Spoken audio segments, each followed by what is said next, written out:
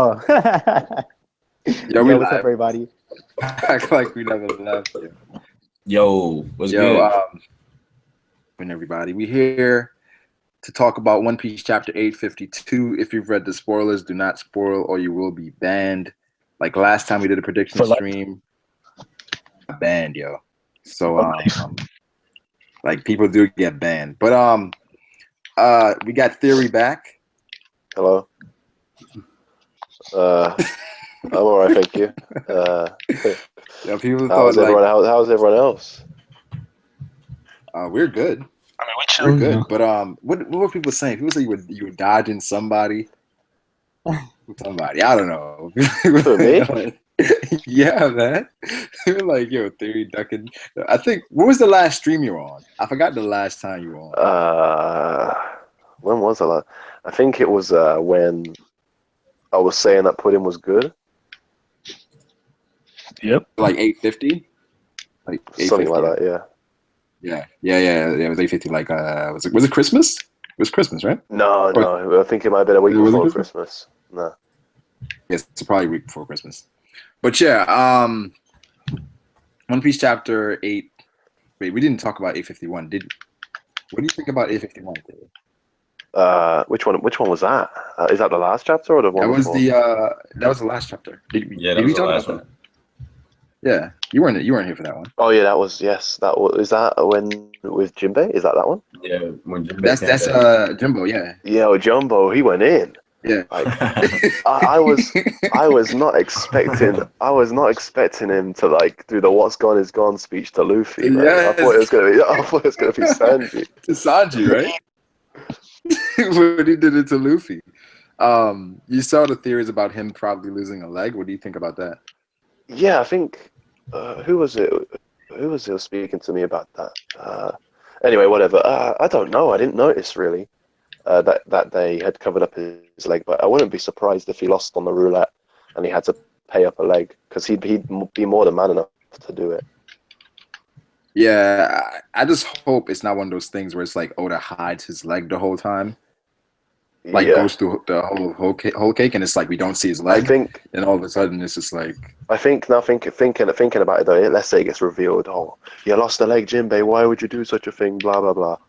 If he does something like that, and he joins the crew right at the end of this arc, it's totally going to be like he's not going to be 100% ever. He's going to be weaker than maximum Jimbei. Yeah, I agree. bet you. Yeah. But see, that's why I don't see that happening because I don't see the point in him joining if he's going to be nerfed.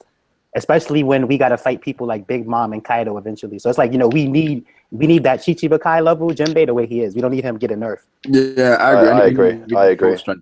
And then we're about to work with Marco soon. So it's like, he fits right in, even if he's overpowered right now. Kind of. Yeah. It was cool Jimbei coming back, though. Like, that was cool, him coming back out of nowhere. Up to Sanji, but him saving Luffy and them, that was cool. But One Piece Chapter 852, what do you guys see happening? Get some more of the Jimbei stuff? Do we get Sanji? Like, do we get some more pudding stuff? I think that like, do we just go? Let's see. I think what the heck? Hang on. I had the stream playing. My bad. Okay, so I think that Jimbei will probably like tell Luffy, like he'll probably like lay out a plan for Luffy to like follow, because I feel like with Jimbei, in the crew, I feel like he's gonna bring a sense of reason and a sense of like logic, and he's gonna actually like assess situations and keep the crew like of course he's not gonna be able to keep the crew completely out of trouble, but he's gonna try his best to guide them on the right path while they're in the trouble that they cause. So yeah, he's gonna do the "what's gone is gone" speech, man. I mean, for the next chapter, I think we get some Jimbei. I think we definitely get some more of the Jimbei stuff. As far as like, I hope it's like that. Yeah, I mean, but it wouldn't be surprising if Oda just totally went away from it. We get nothing about it at all. Some Reiju, like some like pudding. putting in Reiju stuff because I feel like we need to get some more of that. I don't know if we ever go back to Sanji though, because it's like I feel like Sanji probably has a plan. I don't think we ever go back to that like at the moment. Like I feel like the way things was looking with Chopper and Carrot with the mirrors, that like the crews are gonna meet up soon. If not this chapter, the next chapter, like everybody's gonna meet up. Yeah. Do you think Oda would troll, not troll, but give us like a all nice chapter? Give us give us just all Chopper and Carrot and just them. No, because it's still what's his name? Like what went down with Pedro and Tamago and stuff. Yeah, that's true. Like I think that we're done pretty much with like Chopper and Carrot for now. And like we gotta remember, man, that like ever since that like interview happened where Oda's editor was like the pacing is gonna start to like pick up. It's definitely like picked up. Like look at how fast the situation was resolved with Chopper and Carrot defeating Brûlé and like everyone else that was the other rabbit and then the alligator that was in there. That normally, like how fast that was resolved, that would have taken like 2 or 3 chapters. Like before. Yeah. I agree with you. Yeah, that's true. Like I remember when I first heard about that, I think we was in Dressrosa still, but I think that like finally once we got on Zoe, the editors started kicking in. Like say like if Oda like he's not like I don't think he's making the chapter like right like I don't think he's up to this new chapter. I think he already has that in the stash or whatever. So I think that like they probably started working around the end of Dressrosa, but we're finally starting to get to see their work now, like the effects of the editors and stuff, like making some shorter. Which is what ever since Zoe, like the pacing has been fucking unbelievable. Like it's been great. And like even since Zoe has been really good. Yeah, I've only had a few moments where I felt like, all right, I don't this stuff. Like I was, what is it, Seducing Woods? But that's like, one chapter. Look, come on. I don't know about this, but for the most part, what's that one really chapter good. out of like 40? Yeah, but I still didn't like that chapter. So like, it's like for that chapter, it was just like, all right. But for the most part, the pacing has been like the whole Seducing Woods. I wasn't feeling it. Yo, what's up, guys? Old Cracker and Luffy stuff ended was Yo, what's good, man? What's good? Wait, is that Scape with the All Might? What do you mean? That's a ruse, yo.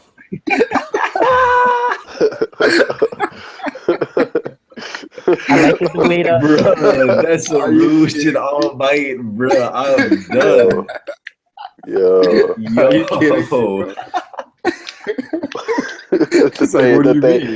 day has come. The day has come. Like, what do you mean? It's a rouge. But nah, Escape. We're talking about predictions for 852. What do you think? For 852? So we left off with Jimbei. Yeah. Right? I think we're like 99% sure we're gonna get Jimbei and Luffy coming up with a plan, right? Yeah, that's what Matt was saying. And then after that, I think we might end up switching to the Vince Smokes and seeing what they're up to.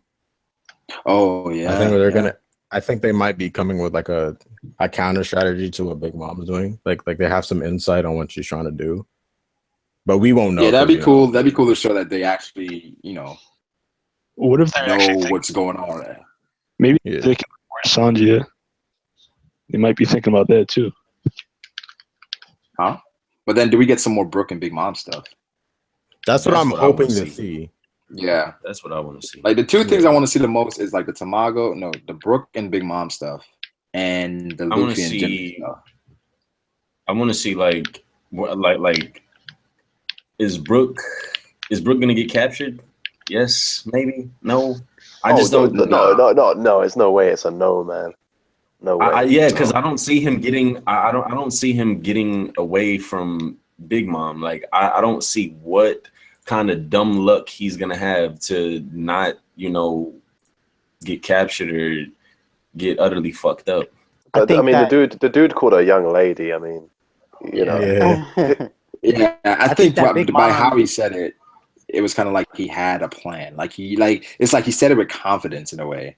It's like, young lady, he did. whoever prepares to die. Like, it's like he knows like something. I don't know. And Big Mom gets out of there though.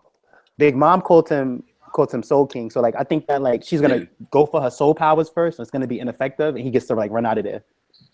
That's the thing that confused me is like it's either she hasn't used the soul power yet, or she has already used it off screen. It didn't work, and she's had to resort to Prometheus and Zeus.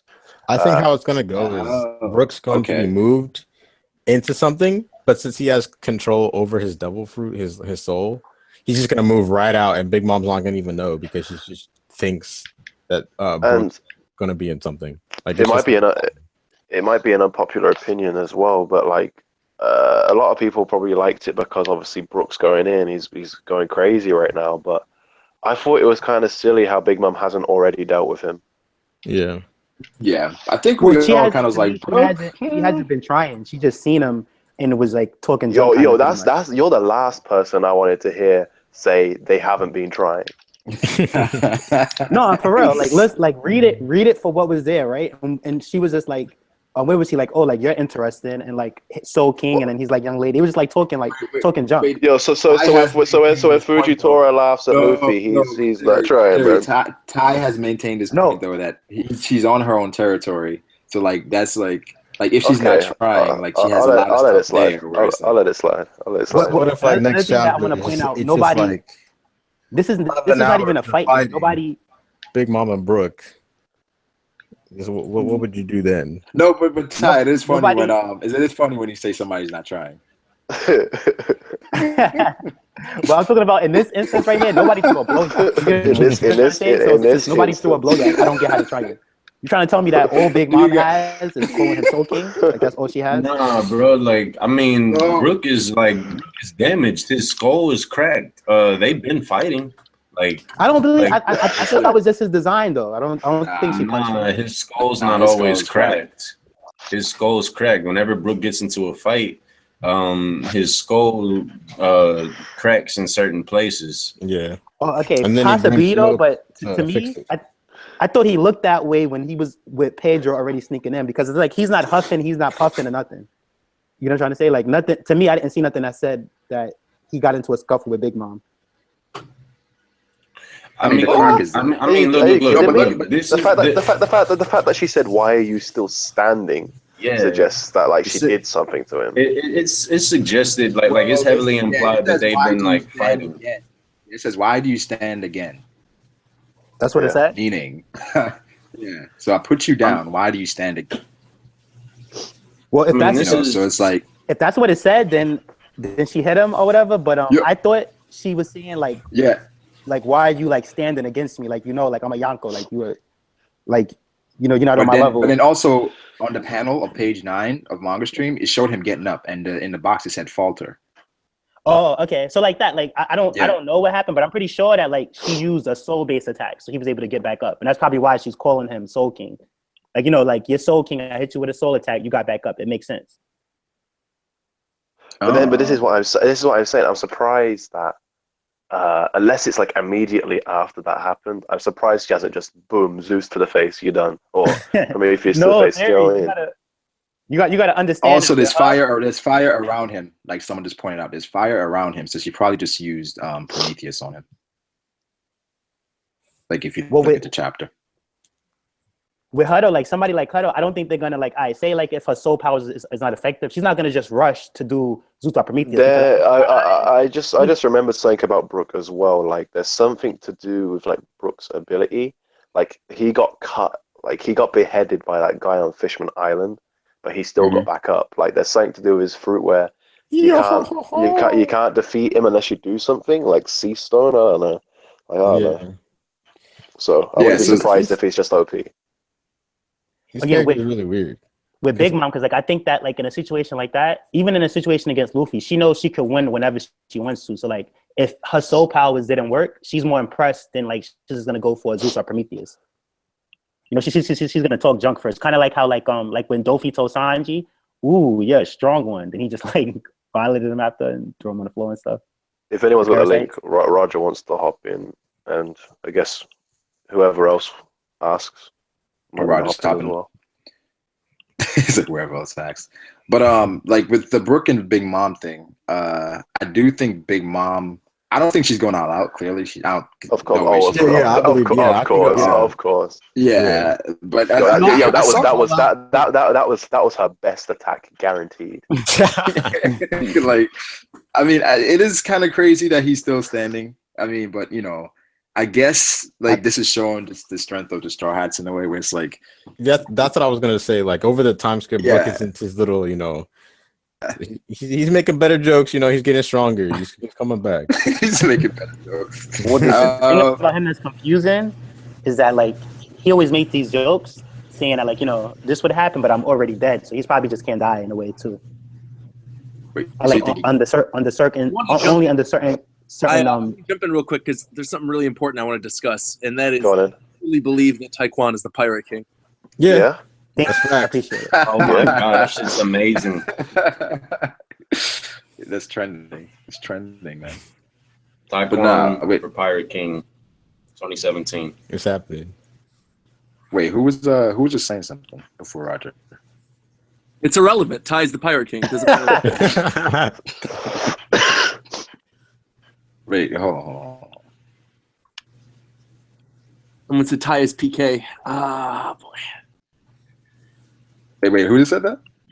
A fallen UK. They are clearly a fan of Shofu's. They said that Ty is PK. Wait, somebody said Roger, no spoilers. I know.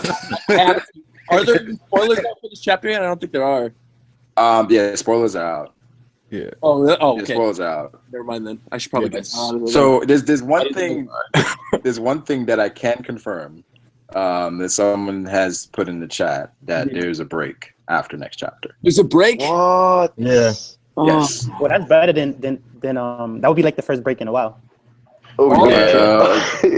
It kind of I feel like we had 4 chapters. We just got a break. This one. So we literally just got off break. You either made a very clever joke, or that was just a really annoying statement. Because like, yes, we have been on a very long break, so it would have been a break in a while. But like, no, I know though. I'm still because it's like I wasn't expecting to get that last chapter, so it's like that came out of nowhere. So like, even if we do go on break after, at least we got something this week, you know. I guess I'm not gonna be that's like saying anything. Oh, I'm glad we got a chapter this week, but then we get like a 5-month break. Oh, I'm glad we got a chapter in 5 months. Like, This is just what's Oda doing if he's going on break for 5 months? Well, I don't think he's going to go on break for any more than 1 week. I think like the main reason why I feel like they are probably on break this upcoming week is because he had a lot of really detailed chapters prior to the new year. And I think he just sort of wants to space it out and kind of like remind people that, yeah, we normally get a break a week. remind people that he's ill and dying. Like, he's not dying. If anything, he's doing better now because Film Gold's already out in theaters. He's not working on that. Yeah, he's making money, yo. He's going to look like Tessera after Film Gold. Yeah, ladies and gentlemen. That's entertaining. Dude, I love that movie, man. I'm not gonna say anything because not everyone has seen it. I saw it last night. It was amazing. It was really good. I liked it. Yeah, it was quite good. Yeah. The only thing I will say is that I think the cameos are probably the best of any One Piece movie that they've. Oh yeah. There are so many. There's a lot. There are a lot of Easter eggs, man. Yeah, it's crazy. Catch all the little, the people. I think I got 6 or 7. Dude, when I saw Master Roshi, I freaked out. I was like, "What?" That's right. But I think Roger, your review like kind of did it. I don't agree with some of your points, but your review did it some justice. Like, if you're going to see it as a comedy film, sure. Yeah. If you're going in to see a film Z, then I don't know how you're gonna feel. Yeah, I feel like it's a better comedy film than any of the other One Piece movies, and I think actually hands down funniest one so far. Yeah, I think the intro kind of sets that tone like it's comedy. It's not really like serious. I agree. Yeah.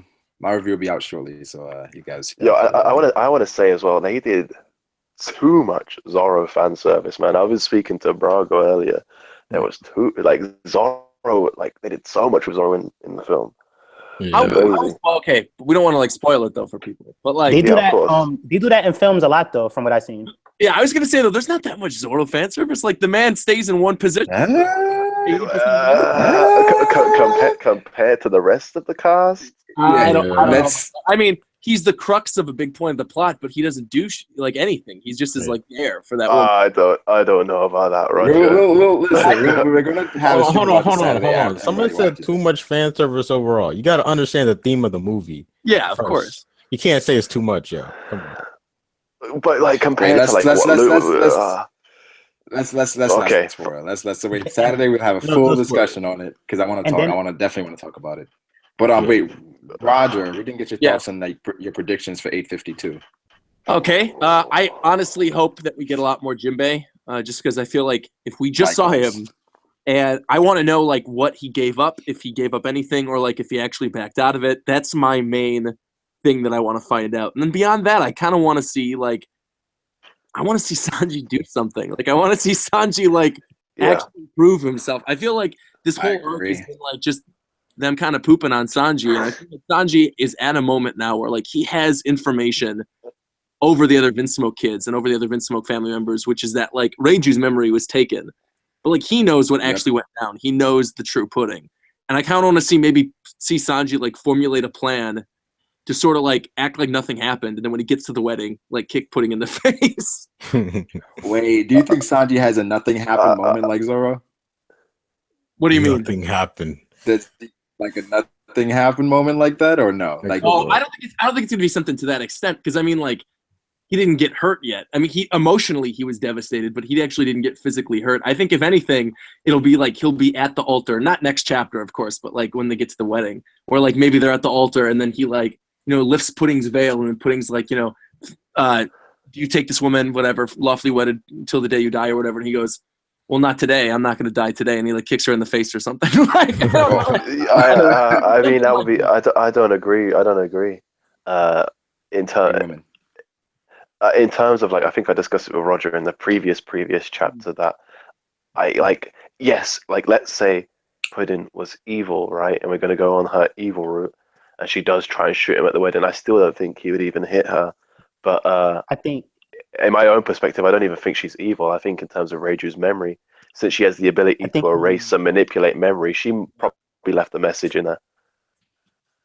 I think he hits her under like one circumstance. Like the only way I could see him hitting her is if not only is she's evil, is at some point she's bragging about how evil she is, and she's like, yeah, and I killed Zeph, or I got Zeph killed. Then it's like, okay, he can just go all out and kick her. Yeah, because I remember that part with maybe like, see that. Where Zeph is like, you know, if you ever hit a girl, I'll kill you myself or something. So I don't think he's gonna disrespect Zeph like that. But if Zeph is dead, then he'll do it. I agree. But then the other thing too that kind of makes it hard is that like even if she does kill Zeph, I don't think he'll do it, because that's like he's turned into a bad guy now. Like, yo, this guy died. I'm gonna kick girls now. Like, and like he goes off on the wrong path. So it's like that wouldn't end good. So like I guess he doesn't hit girls. He's just gonna be that. I don't want to see Sanji. But Sanji's already fallen into depravity where he's at the point where he's just at rock bottom, right? It doesn't matter though. Bottom. It doesn't matter. No, but like, how would you go against like? Here's my little 2 cents. Not necessarily hitting a woman though. Not necessarily hitting a woman. Right. Okay, Brago. There's one way in the series he can actually hurt a woman without it actually hitting her. Do you know how he's gonna do that? He's gonna awaken his Conquerors hockey and knock the fuck out of this bitch. That's still hitting her. What are you talking about? Nah. He's not gonna have to touch her. Is that really? Yo, if he uses Conquerors hockey on her, does that count though? He's knocking her out with King Conquerors hockey. That's still knocking her out. Yeah, he's not gonna hit.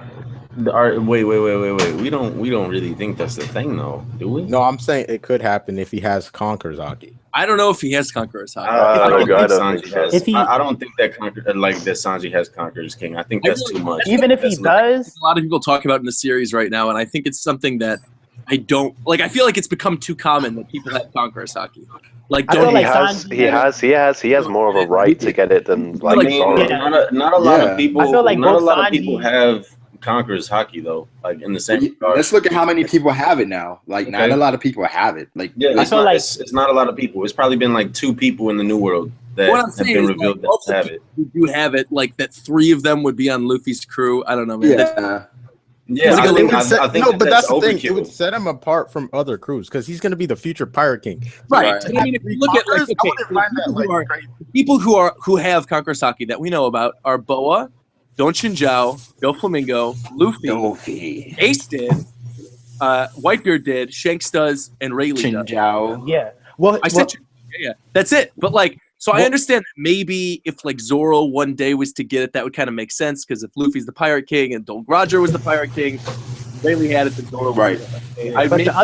Maybe I could say it for Zoro, but like the other thing, Roger, though, but the thing is, we haven't seen Scapa Caban or whatever to even know if he had it or not. And I think with Sanji, since his father said he was made of like the best genes from all over the place, so I think he can awaken it. It's not just that he's royalty also. Even if even if Sanji forget, does have Shanks was a cabin boy and he had Conquerors Haki, so that's true.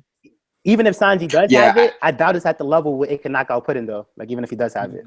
Well, Puddin just above Sanji. Yeah, that's true. Yeah, here's the thing, though. Like, do we believe that Zoro's going to get it? Because I believe that.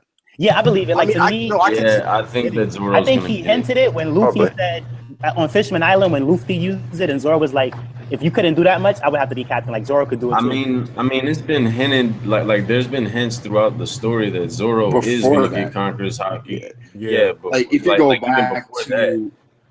go back to, like, pre-time skip, like, when Zoro and Luffy were fighting.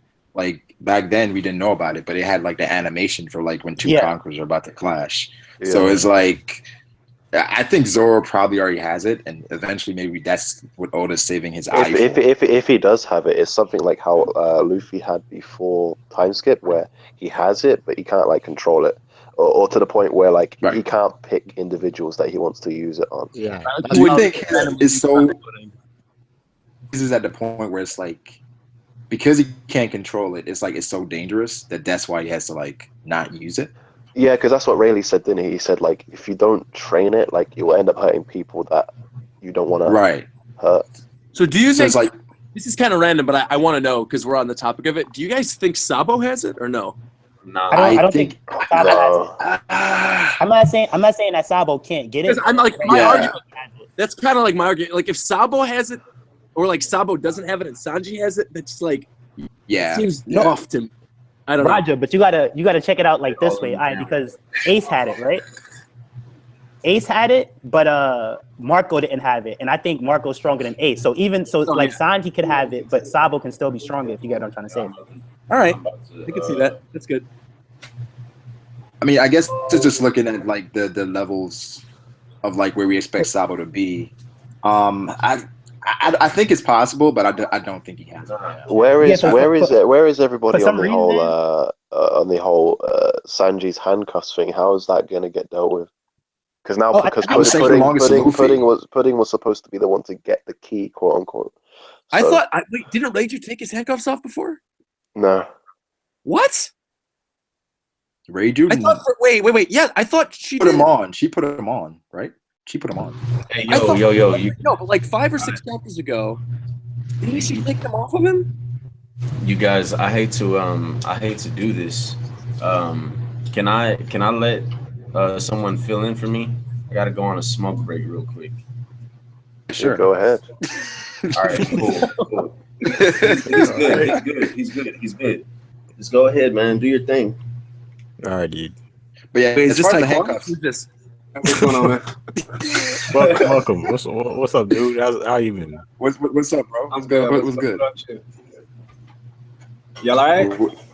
Yeah, we're good. Yeah. We were talking about the handcuffs. Like, do we think that did Reiju? What were you saying, Roger? That Reiju switched him? I thought Reiju took him off like 5 chapters ago. When we had that flashback where like before she got messed up by Pudding and or Capone or whoever messed her up. Didn't she take off his handcuffs when she made him the mask? No, I think you might be adding like the scene where, you know, when like she puts them on, you might be like mixing that up with when she puts the mask off on him. I mean, I don't know. That's like the least of my concerns right now. I want to know. I think it makes the most sense because I think the crew is gonna meet back up soon. So I think it makes the most sense for Sanji to be worried about it. Like, look, Luffy, I got this, and Luffy's like, oh, he's just like. Breaks it with his King Conquerors Haki. Yeah, I really probably told him. Luffy and Sanji are going to reunite that fast. I think there's going to have to be like I think the Jimbei stuff is going to happen first. Oh, I mean, well, Roger, I see what you're saying, but the way that I think because like, all right, Chopper and Carrot, they're looking through all the mirrors, and I think they're gonna find everybody real soon. They actually ask the mirrors like who's where and stuff. Yeah. So I think everybody's gonna meet up soon, unless Luffy rocks out with Jimbei for a bit and Chopper is with Sanji. But I think they're all gonna meet up because Sanji has food for them and everything. Yo, guys, I want to add this. I don't know if you discussed Jimbei, but didn't he just one-shot the cheese, dude? Yeah, Yo, that's what I was saying, yo. I was like, he one-shot Cream, dude. Or I don't think he's done. What made it more impressive to me was I remember Luffy was throwing blows at that Cream guy, and then he wasn't knocking the Cream guy out. I understand Luffy was exhausted though. Make like Cream Warriors or whatever during the like enraged battle. Yeah, you're right. Yeah. Like if it was Fishman, if Well, it was Fishman guy- Karate, it would make sense because like he is a liquid. But Question: have you guys already? I don't know if you guys have already touched this because I'm kind of just filling in.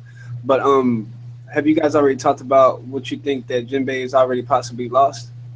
Yeah, that's what I was asking earlier. I don't know. Like, if either because I don't think it was a newspaper said was true and that he didn't leave and he didn't lose anything, or he lost like a leg, because that's the only thing it looks like based on like that one panel. It looked like he might be down a leg, but everything else he even has his top knot still. Like that, I thought for sure that was going to get cut off. I thought he was going to. I don't think the only thing that I could think of was either like his leg, and maybe that's why they didn't show like a full panel of like full scale, or like he lost some of his lifespan. That was the only thing. When they go like, well, Jimbei, what happened to your leg? He'll be like, what's gone is gone. Well, I don't think Jimbei lost the leg. Like I think Oda's just trolling us. It's like, why reveal it if he could just hold on to the next week and show us that he still had both of his legs? Like another thing I think is that Jimbei, because like I think what Jimbei landed on, because he's not the type to back out. He's very brave. I think he landed on the thing that they clown him, and it was just a joke. Like he lost his reputation pretty much. Yeah. And other than that, he got off easy. I could see that. I mean, for Jim, I don't know. I do like the whole. We talked about this in a previous discussion. I like the whole "what's gone is gone" thing becoming like. Oh yeah. One other thing. Nora was like, I blew it. I lost against the Sugar. Like, don't worry, what's gone is gone. God is gone. I'll see you. That would be fun. In my life, he goes, what's gone is gone. God is gone. I'm calling you. Like he's gonna lose Take the food off my plate. I think Luffy is gone, man. I think Luffy cares about his friends a lot, and I think if Jimbei did lose a leg, he would have been like, Jimbei, your leg, like he did the shakes with the shakes. But the thing is, though, Jimbei would have been like, "Oh, about Luffy, don't worry about that.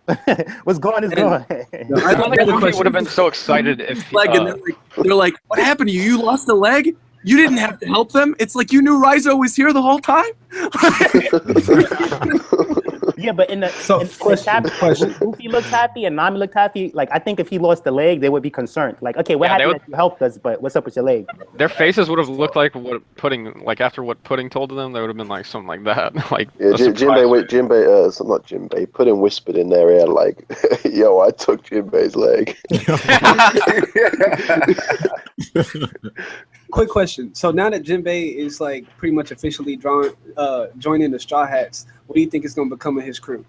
Jimbei's crew? Well, actually, I think they're gonna I think maybe the Sun Pirates. Either one, they're already under Big Mom. I don't think Big Mom's gonna go down this arc, so they might stick with her. Or you could always see like a Sun Pirate ship getting added to the Grand Fleet. Yeah, exactly. But you saw that they were ready to go against Big Mom. I thought Jimbei was going to be more like a permanent addition to the crew. I think Jimbei will. Yeah, he will. Yeah, Jimbei. I mean, the Sun Pirates can still just function by themselves without Jimbei as their captain. Right. Like we saw how Praline, she was ready to go against Big Mom with Aladdin. Yeah, what was that all about? This shit's crazy. Yeah, she was ready to go against Big Mom. So I don't know if maybe already planning something, but I think they become part of the fleet, but not actually part of the crew. The plan that Jimbei had, it looks like he's leaving Big Mom crew. The Sun Pirates are still under Big Mom, so it's just gonna be Jimbei. It would be mad crazy troll if Jimbei goes, Luffy, don't think I'm joining your crew. I'm joining the fleet. We don't get Jimbei. Wait, who says that? Jimbei goes, Luffy, don't get all excited. I'm not joining the crew. I'm joining the fleet. I don't think they would be joining the fleet because that one speech that he had where he said he was leaving the crew, he's definitely joining the actual thing. But... No. I know he is, but I'm saying it would be troll if No, yeah, I know. You know how strong he is, so he just joins the fleet instead. Well, I forget where I heard this, but I heard an argument where do you think Oda does the same thing we did to Ace, where it's like, okay, Ace escaped and then he died. With Jimbei, now he escapes, then he dies. Maybe I don't know. The thing is though, like I know it's not really fair to say because Oda can do what he likes, but we've seen a constant trend that he doesn't really like to kill people unless it's like a major like event. Yeah, I agree. Or a flashback. Right. That's true. I mean, Jimbei is an essential piece, but like he's not. I don't think it's like kill off plot worthy, at least right now. Yeah, and I actually think Jimbei will die. Okay, so he's gonna lose his leg, right? Yeah, he lost his leg.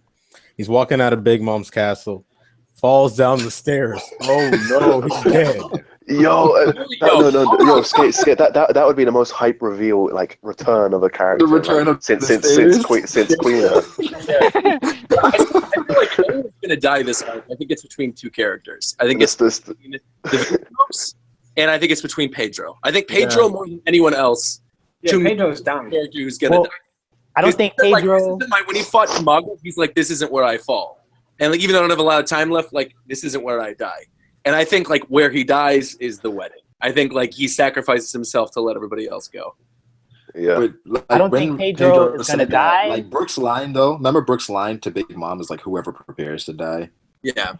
Pedro said that. I was like, The thing is, I used to think that people were gonna die at the wedding, but now I don't think that anymore. After we saw the pudding chapter, because I don't know, like the whole point, like of the huge twist would be like, oh shit, the wedding's going fine, and all of a sudden just people start dying. The Big Mom, like now that we know Big Mom's plans, you know, it wouldn't be as like climactic, I guess. I wanna. The thing is, it's still not confirmed. It's still not confirmed if those are Big Mom's plans or just puddings. Right. You see what I'm saying? Well, to me, so it's like. I think it's Big Mom plan because when Big Mom told Brook, like, how you don't know everybody you love isn't gonna die. Like if she planned on, like if her plans was the same as Pudding's, it pretty much seemed like in that conversation. But she's a two-faced liar then, because like she told Sanji everyone will be okay. Well, here's the thing about that. She did tell Sanji that, but I think that that because all right, that was misleading because like you see how even when Sanji reacted, when Sanji was like, she said yes so fast, and Sanji was like, huh? Like, you know how sometimes it just seems off? Like, yeah, this person said that they would, but something doesn't seem right. But the thing is, Big Mom said like it was kind of in jest, like, wait, because she was like actually laughing at him. It was like, oh, okay, I see. So how do you know that they're not dying? Like, it was just like a conversation. And then the other thing that I feel like last chapter confirmed a lot, like not only with the pudding stuff, I felt like we got that she was evil. I feel like we got that Big Mom had the same plans because she told Brook. I don't even see why not to bring that up. Like how you don't know. It's almost like she revealed the plan to Brook. Like how you don't know. I'm on the opposite. I'm on the opposite. I don't know what happened from last time I was here, but I'm on the opposite end of the spectrum. I think Big Mom, that isn't her plan. She's messing with everyone, and I think Pudding is actually good, or she's doing stuff behind the scenes. Yeah, I was thinking about that. Like, it'd be kind of weird for Oda to have, oh, Pudding's good. No, I'm just playing. She's bad. No, I'm just playing. She was good from the start. But I mean, something still kind of feels like fishy and like off to me. It's not even feels fishy. Like you can go back. You guys making jokes about Jimbei with this? You can go back and like there's so much stuff about Pudding that doesn't make sense that needs to be answered. No, but there is this one panel that almost shows that Big Mom did have it planned from the entire time. I'm gonna find it right now and I'll show you guys. Yeah.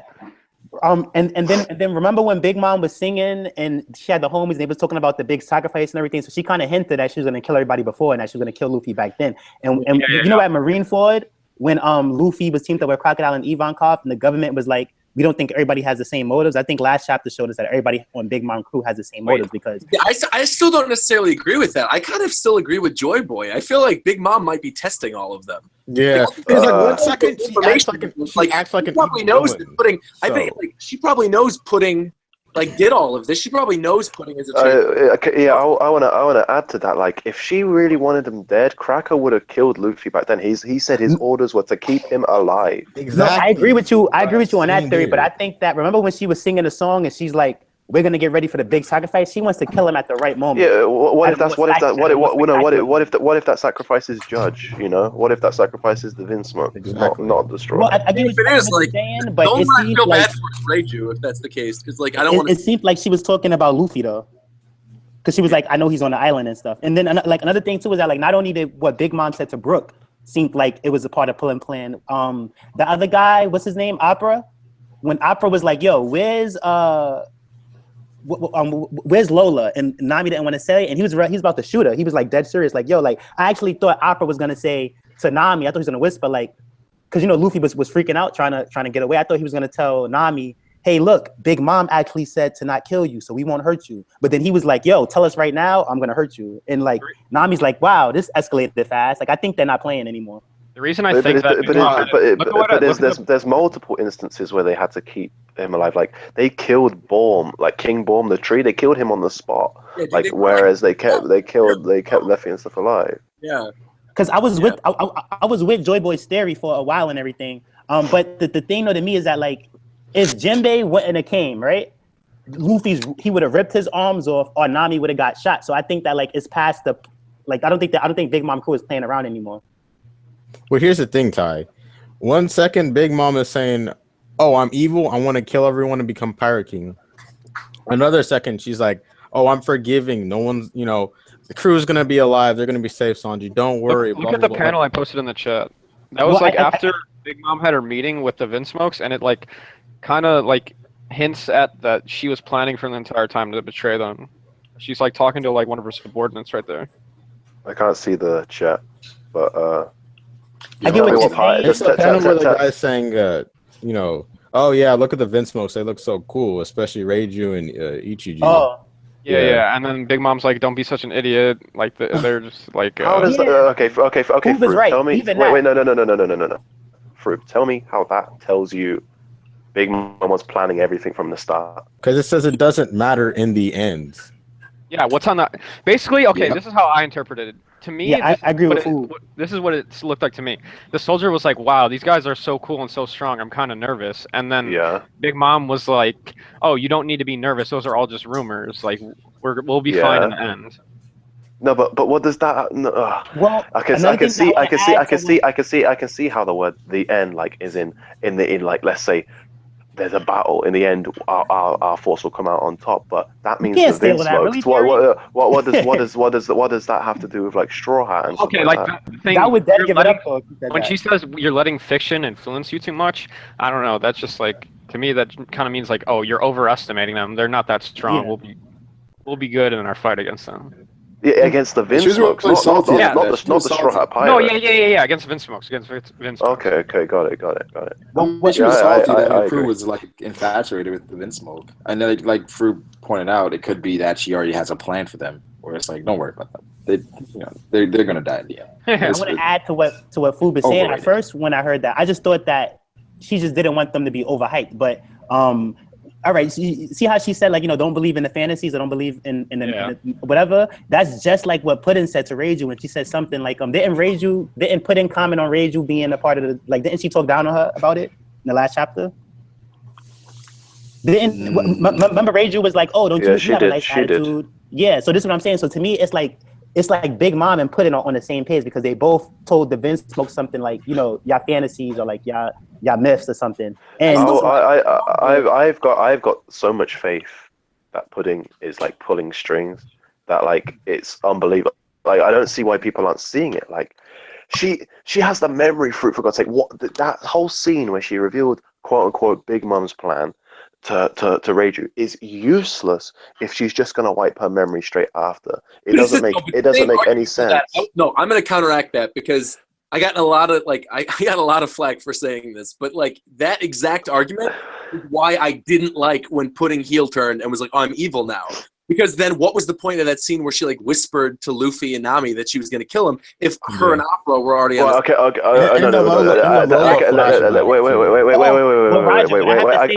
I can explain all of that. Okay. I can explain everything except the memory scene, right? Or the plan scene. The bit with Luffy and Nami. Let's say she's trying to help Luffy and the Straw Hats escape and help Sanji escape because she knows what's coming. Luffy said to all of the Big Mom pirates, I am not moving until Sanji comes back and cooks for me. I'm not moving. If she knows this, what better way to get Luffy back into gear by removing the very thing, by saying that she's going to kill the very thing that would which is keeping him there. Like Luffy isn't moving until Sanji comes to him. But if Sanji's dead, that's never going to happen. Right, so you'll have to do something about it. All that though, but like instead of literally doing all that, all she had to do, he was already tied up. Is she just boop takes out a memory, puts in a different edited memory to whatever suits her goals. She doesn't even like lie to him. And that is like, yes, that is the most convenient way. But like, it's not really great story. Well, I felt like the reason is that like that's what makes this whole thing with putting like. That's why. Yeah, it's crazy. It's really weird. Like if she does end up heel turning, and then like she has like some other ulterior motive that's like good. Yeah. I'm not going to like it because I'm going to be like, all right, well now that I know she has the memory and all this other stuff, like it just makes. Because I think the bit with Reiju too, in my personal opinion, there's no evidence. It's only speculation. Is that when she altered Reiju's memories, she's like snippeted what she said to say a certain thing in Reiju's mind. So like Reiju remembers that entire scene as something completely different to what we saw.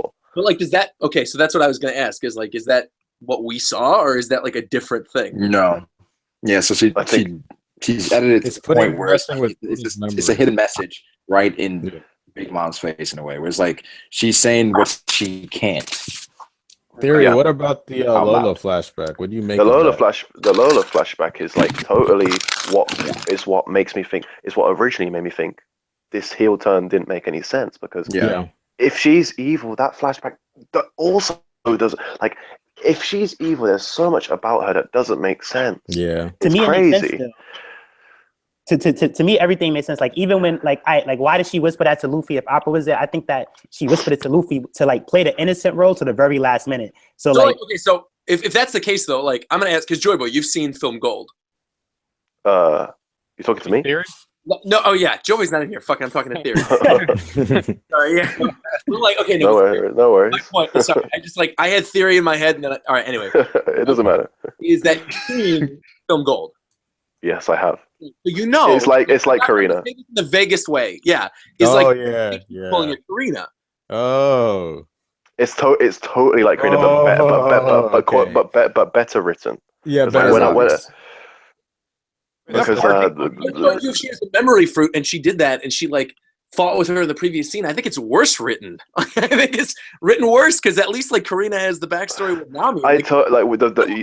What you said is something I never considered. Like why didn't she just alter Luffy's memories? Like memory if that was the case. Yeah. Yeah. I totally agree.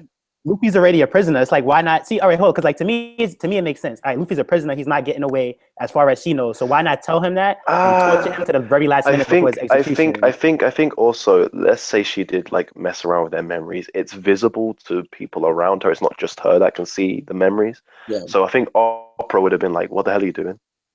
But Opera's her sibling, and they're not like against each other for all we know, especially if she's like on the same page that Big Mom is on. Like, it would have been odd though. It would have been out of her character, just like because there's nothing to gain by messing with his memory at that point. Like from their perspective, from.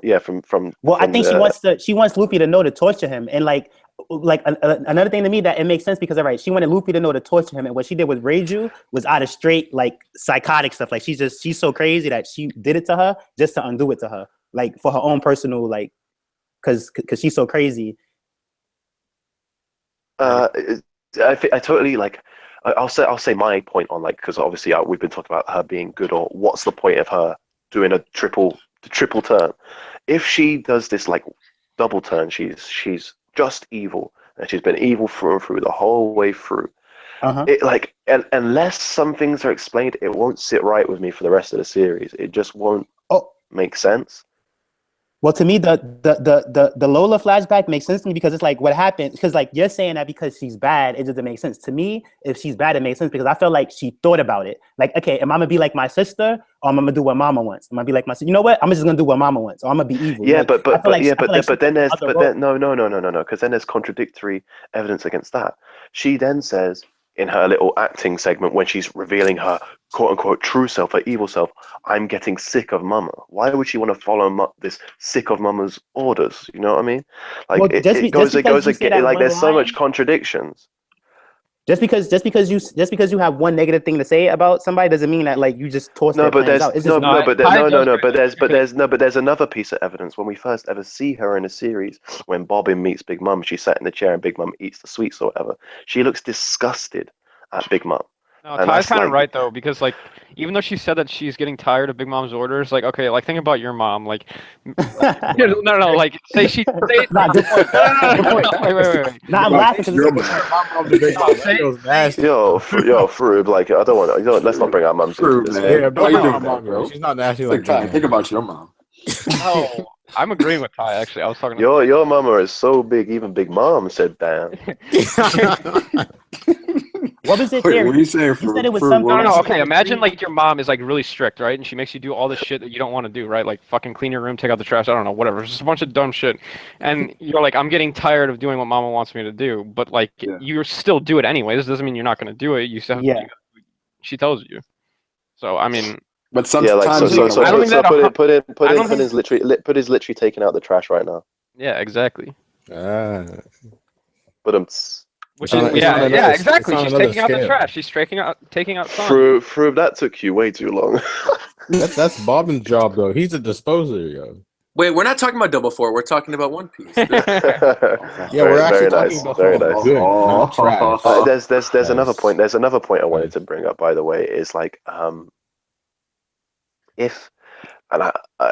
what are your guys' opinions on Big Mom? Like, what is she thinking? What is she doing right now? Because we've seen the least of her actual mental like character, like how she actually feels. So what do you guys think about her? About Big Mom? Yeah, like what is going on in her head right now? Because she's a mastermind. She's got plans beyond what we've seen. Like, what do you think is going on? I don't even think she's like remotely concerned about anything going wrong. Yeah, I agree. She has like everything laid out the right way, and I think it's all gonna like plan her own plan. And I think for her, like the thing she's probably thinking most about is like, oh boy, I can't wait to open that box and eat some cake. Like, and eat the cake, right? Exactly. That's the only thing she's concerned about. Oh, and getting German's military might from them. German. Right. So it's like and Caesar's giant stuff. This is the thing. This is the thing with that. Your mic just cut off mid-sentence, by the way. Yo, Big Mom just swiped his soul, bro. Can you hear me now? Yeah, we can hear you. All right, we can hear you. So, what I was saying is why you still standing? sorry. The Tomate box. I think that like everybody thinks that this is gonna hurt Big Mom. I think what it's gonna do is it's gonna destroy the cake. Yeah, it's gonna destroy the cake, and you know we've known that this cake has been being prepared for like weeks, and it's been prepared for like since Fishman Island, I think. Yeah, exactly. So Big Mom is gonna be, you know, like we know that whenever she can't have one of her cravings, that she goes under these crazy like rages, and I think that's what's gonna. I think that's what's essentially gonna happen. And that's going to enable everyone to escape amidst like all of that chaos, because she's going to attack everyone, friend or foe. It doesn't matter. So I think that's like, you know, that's going to work towards a certain, you know, number of people's like advantage, like the Vin Smokes, the Straw Hats. They're going to be able to escape. Yeah, Big Mom versus Katakuri. I definitely agree that like. Yo, what if that happened for you? Well, because I was thinking like that he's like Katakuri's probably the only one on that entire island that could like even like keep Big Mom, like, you know what I mean? Not beat her, like, yeah. So do you think Katakuri is not pudding? No. And you know, the more I think about it, the more I'm like, I'm convincing myself that I think pudding is Katakuri. But the thing is, like, I don't think the commanders go by code names. Like, Cracker was actually called Cracker. From what I know from Pudding's for I forgot box for pudding. Like, her name is probably Charlotte Katakuri, and everybody calls her Pudding because it's a cuter name.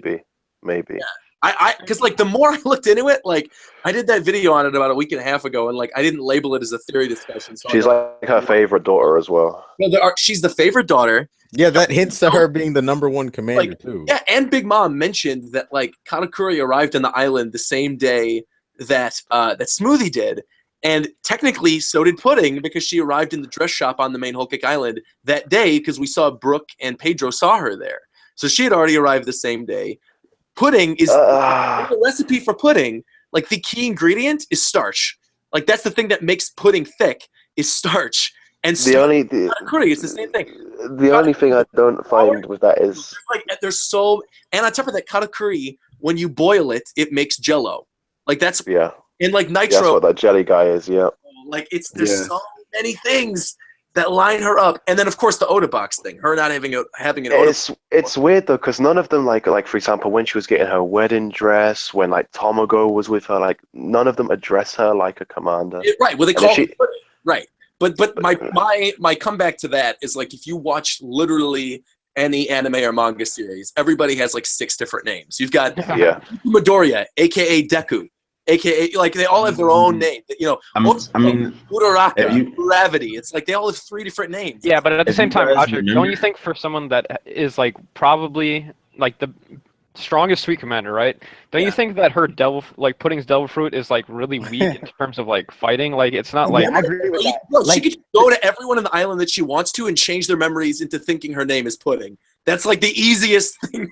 Like right, but she could have done that. From what we've seen from the fruit, though, like you have to be like sitting down, and she has to like take her time and do all this shit. Like I don't think she can just. Well, I think it was off that way for that scene. I don't. Yeah.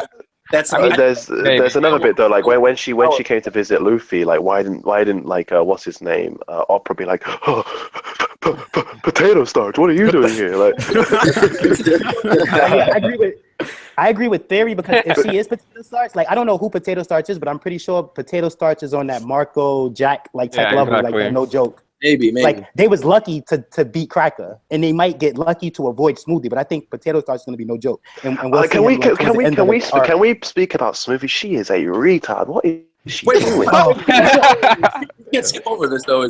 Wait. What did she do that was retarded? She didn't do nothing that was retarded. Nah, she didn't really do anything that was dumb. She just got like she fell for the trap. No, but it's not even that. But it's not even that. She's literally doing nothing. Like she isn't even helping Big Mom. Well, because Big Mom said she got hold on. Brook versus Big Mom. She doesn't need to do anything. She knows what happened. But the thing is, though, she said I might not even be able to hold myself back from killing this dude, and she's doing nothing. Yeah. Well, hold on. I'm gonna defend her because when Big Mom came, she was saying like, "Well, hold up, you don't have to do this. Like, I got this." But Big Mom wanted to do it anyway. I guess to test her soul powers against Brook or something. So it's something that like Big Mom came herself. And she's not even giving. Yeah, but like at the same time, like why didn't Smoothie just do what Big Mom did and break down the doors and just beat Brook? Like why was she like, all right, we're gonna wait here because he can't get out? Like you know what I mean? Like even though it's kind of smart at the same time. Hold on. That Brook. Why doesn't she Brook him?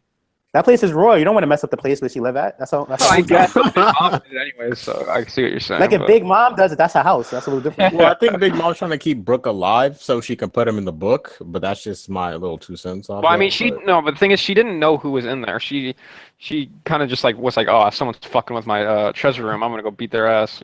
Well, Big Mom did say like Brook was interesting, and then that was they were saying that they like Big Mom would want to keep Brook alive, so don't like kill him.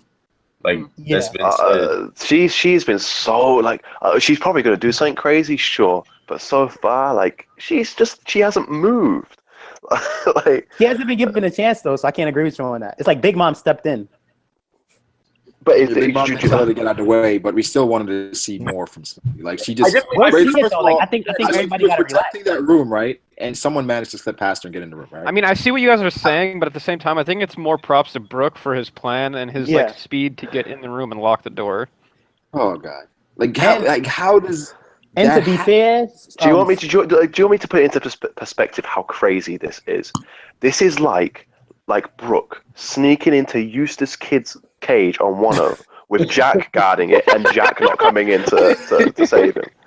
Jack wouldn't care, man. Jack would definitely break down that door for sure. Literally just does whatever he's ordered. If he wasn't ordered to watch that room or whatever, he's not going to do anything. He's just and he's powerful. Yeah, and that's the thing too is that Smoothie was like, I don't have nothing to do, so I'll do it. Like I think this is their territory, and they're laid back. They're not expecting for Brook to be so bold. So it's like, okay, I'll watch it. What's gonna happen anyway? And then he just happened to slip by. You know what? Both of what you said, I'll take that.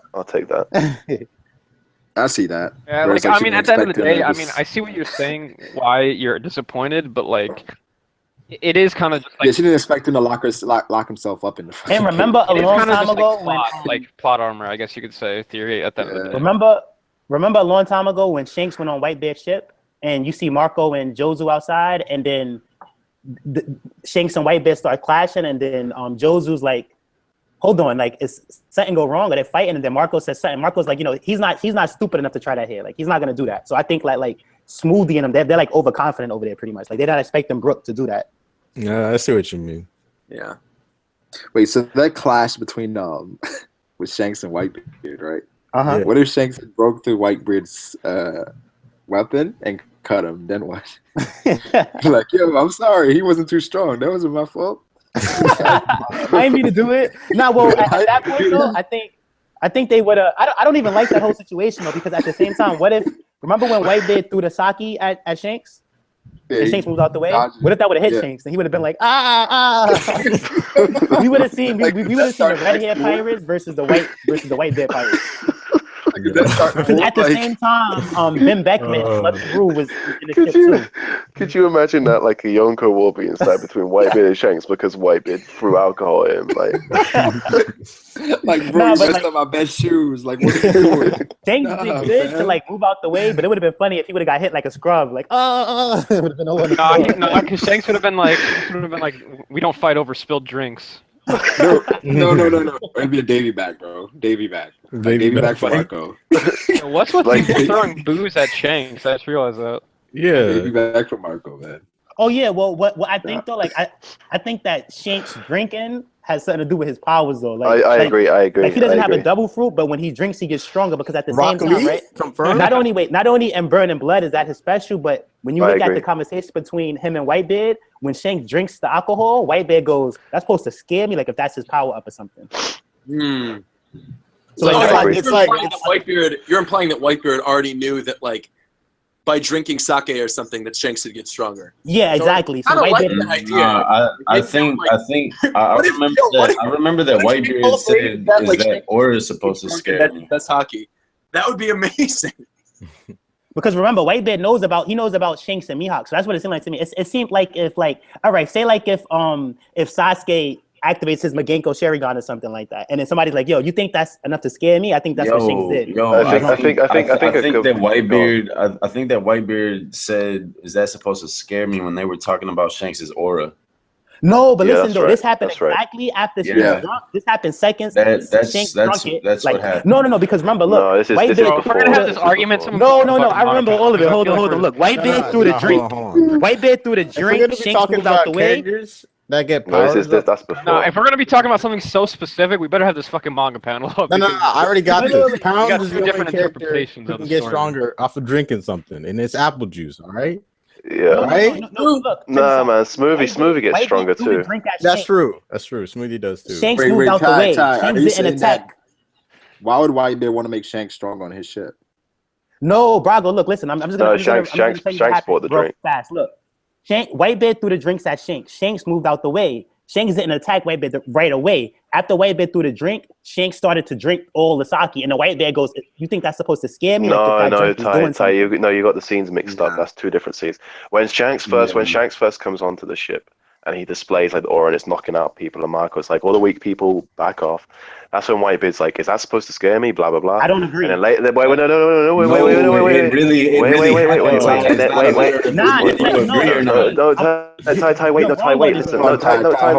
on. Listen. When Whitebeard and then throws the bottle at Shanks, and then Shanks picks up the plate or the cup, the massive cup, and drinks it, he then pulls out the sword and goes, "Nobody could have stopped this, the rampaging point of this era." That's what he says. Yeah, Shanks says that, but Whitebeard says the same thing. Like, I'm gonna find it and I'm gonna share it with y'all real fast, so like I can see it, because I definitely know what I'm talking about. If not, I apologize, but I'm pretty sure it's the way that I said. Bro, he just read it. No, I didn't read it. That's from memory. Yeah, see, that's from memory. But like everybody's saying just the same because y'all thing. agree, it's cool that y'all agree, but that doesn't mean that it's right though. I'm going to the evidence right now. I'm gonna find it and I'll share it, and that'll end it. Yeah, that's fair enough. All right, cool. Fair. But this is just a waste because we already know. Bro, I can't even find the part where he says something about like. Froob, what's gone is gone. All right. Yeah. I'm looking at this pen. I don't even remember Whitebeard. I don't see Whitebeard saying anything about like what. There's another thing I wanted to discuss as well. It's like if like what is Capone doing right now? You think we're gonna see him next chapter? I hope so. Yeah, I hope we see like Capone do some stuff because I still think that that Capone is gonna get found out because he's been doing a lot of sneaky shit. So what he's been doing in the dark is gonna come to light, whether it's through Peckhams or whether it's just somebody throughout the Big Mom crew who's been like watching him. I want to see Capone surprise us. Like I really want to see the power of the supernovas. Yeah. Yeah, that's what I'm saying. I know he's gonna do like something again. I mean, just because he gets found out, because he gets found out doesn't mean he's gonna be like killed or anything. Yeah.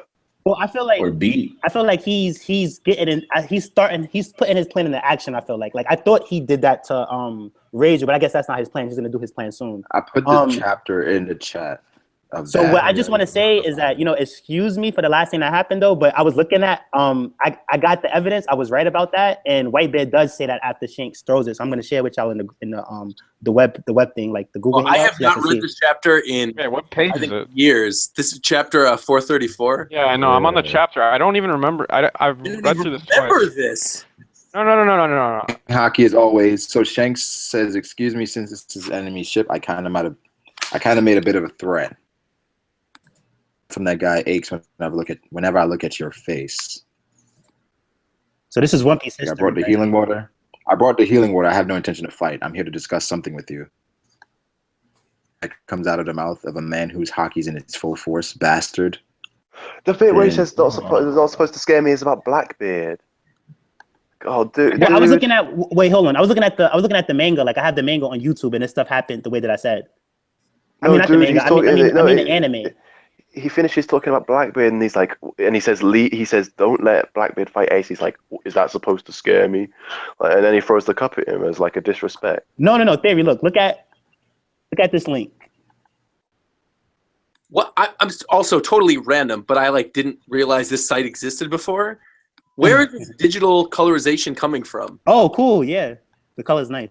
Mangac.com or Kiss Manga, I believe. But I read on Manga C. Who makes this? I'm not sure. Fans?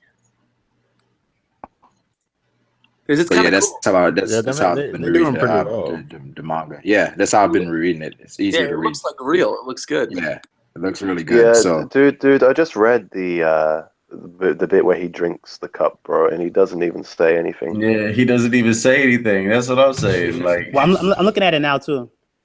It doesn't say anything.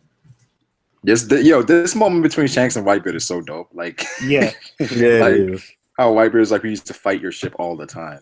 Like, what's up with that red nose guy? This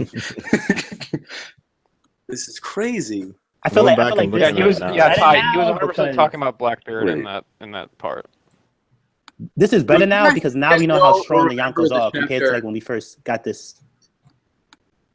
I was gonna say, do you guys remember the chapter where Law splits the gears? Yes, that's a very good. That's a very good chapter. What chapter is that? It's like 600 and something. Yeah, 600 something. Yeah, I'm on 600. I don't like 6. I think it's like 693. 693. All right. I'm gonna look at the anime actually added scenes in that. Like in the anime, you get to see a bit of Kaido, but I can't even imagine reacting to this chapter because at the end of this chapter, they show Ace. Oh man, I remember this shit.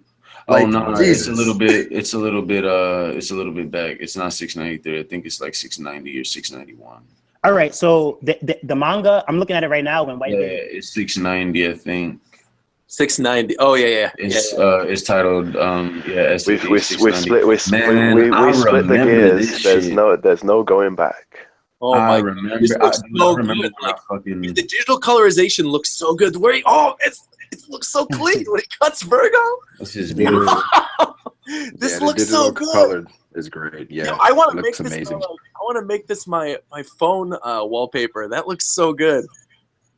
where he slices Virgo. Yeah, like it makes it so much easier to read the chapters. Yeah, it does.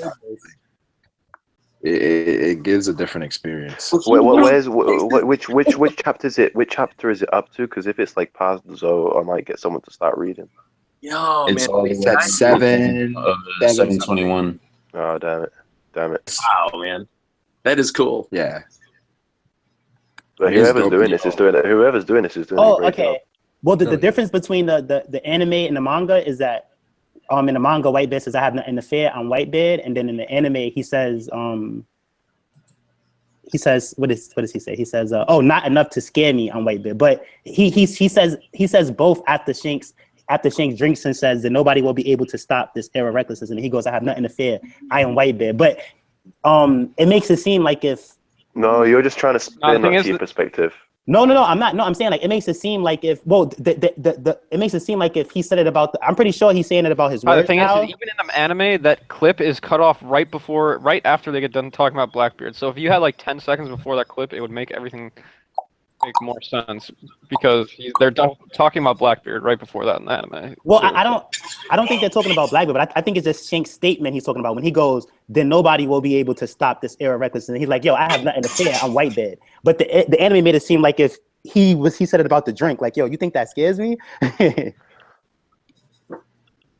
Oh, but either it doesn't matter. It doesn't matter either way. Like the fact still like remains that like he didn't say it about the drink. Like after Whitebeard, yeah, let's just drop this. This is actually just like a really dumb conversation. It's page 15. Not everybody knows everything like perfectly. So even if you know, it's fine, but you won't give it up. That's just give. No, listen, I'm not saying. I said that he's saying it about Shanks. Hold on. Whitebeard throws a drink. Shanks dodges it. And he drinks his drink. And he throws his thing down to be able to stop this era of recklessness. And he says, I have nothing to fear. I'm Whitebeard.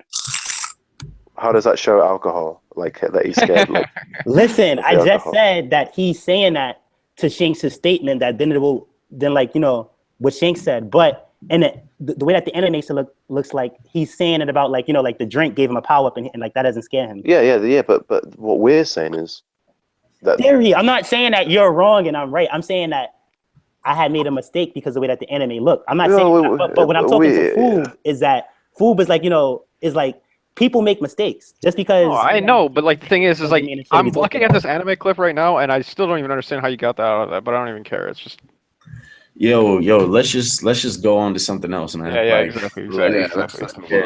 So yo, that law and Virgo thing is so clean. Okay, I wanted to talk about this. So I was thinking about the Reverie and what could possibly happen. And I think that Dragon is going to use the Reverie to try and get some of these noble families. Yeah, I think that he's going to get some of these noble families to defect. He's going to like put the Gorosei on like Front Street, and I think that this is going to motivate like let's say that Fujitora is there, right? We know that Fujitora wants to overthrow the system of the Shichibukai.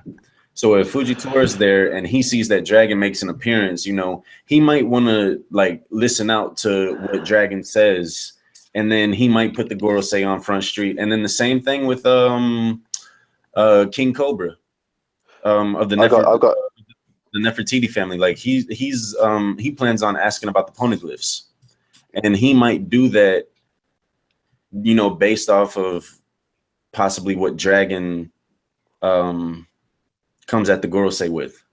I've got 3 things against that. Okay, go ahead. The first one is like obviously it's all based around the Fujitora bit that you said. Fujitora might not be there because he's not allowed near any government related like establishment until he captures Luffy. He said marine bases. So if that's the case, then forgive me. And then secondly, he's an admiral. He can't yes, you could say he's going to go guard the royalty, but as we could see, they use people like Hina and like, you know, vice admirals to do that. He's an admiral. He's supposed to do like more important stuff. And then thirdly, he wouldn't really have a say. It's the royalty and the nobles that get to bring up points. Like what? Like, I mean, could you imagine them like sat around a table and they're talking about like poneglyphs and stuff, and then Fujitora's like, "Yo, shut up a sec. Can we talk about the warlords?" I don't think that's gonna happen. Well, I agree with. But look, once again, Ty, I don't mean to interrupt you, but once again, I didn't just say that Fujitora was gonna speak up. I said that an appearance by Dragon would prompt him, you know, to say something else, especially if the Gorosei are showing their true colors. Like if they're coming up front, like, you know, we don't really give a fuck about the world, especially if Dragon's like in front of them, because we know that they alter different things in the in the newspapers. They alter things to make themselves look better. If they're being like with this being the Reverie, we should be we should get a little bit of truth. We should get a little bit of things revealed, not necessarily about, you know, the Void Century, because that's what everybody is hoping for. But things should be like brought up and, you know, laid out on the table. I'll say there's a different way of bringing about the same outcome. Fujitora, the reason Fujitora never went ham on Dressrosa was for that very reason. He let Luffy and Doflamingo duke it out and destroy Dressrosa. He put a gamble on Luffy winning. And then at the end, he recorded it all, recorded the devastation, and then bowed and apologized to the world for not being quote unquote strong enough or you know enacting justice, because these pirates are too scary and powerful and they're working for us. So what are we going to do about it? He was putting out a statement like, these warlords are too corrupt and we've been letting it happen again and again and again. That was why he did that whole thing on Dressrosa. So King Riku will be the one to bring up the point. The Reverie, King of Prudence will support him because he was there. Cobra will support him because of Crocodile. You know, and there's so much stuff to do with the warlords. That's true. Both of y'all is right. Like I agree with Fuji speaking up if he's there, but at the same time, Fuji did do it in a way like Theory said that his message will, like, they'll speak about it because they'll definitely. Okay, I didn't think about it from that aspect.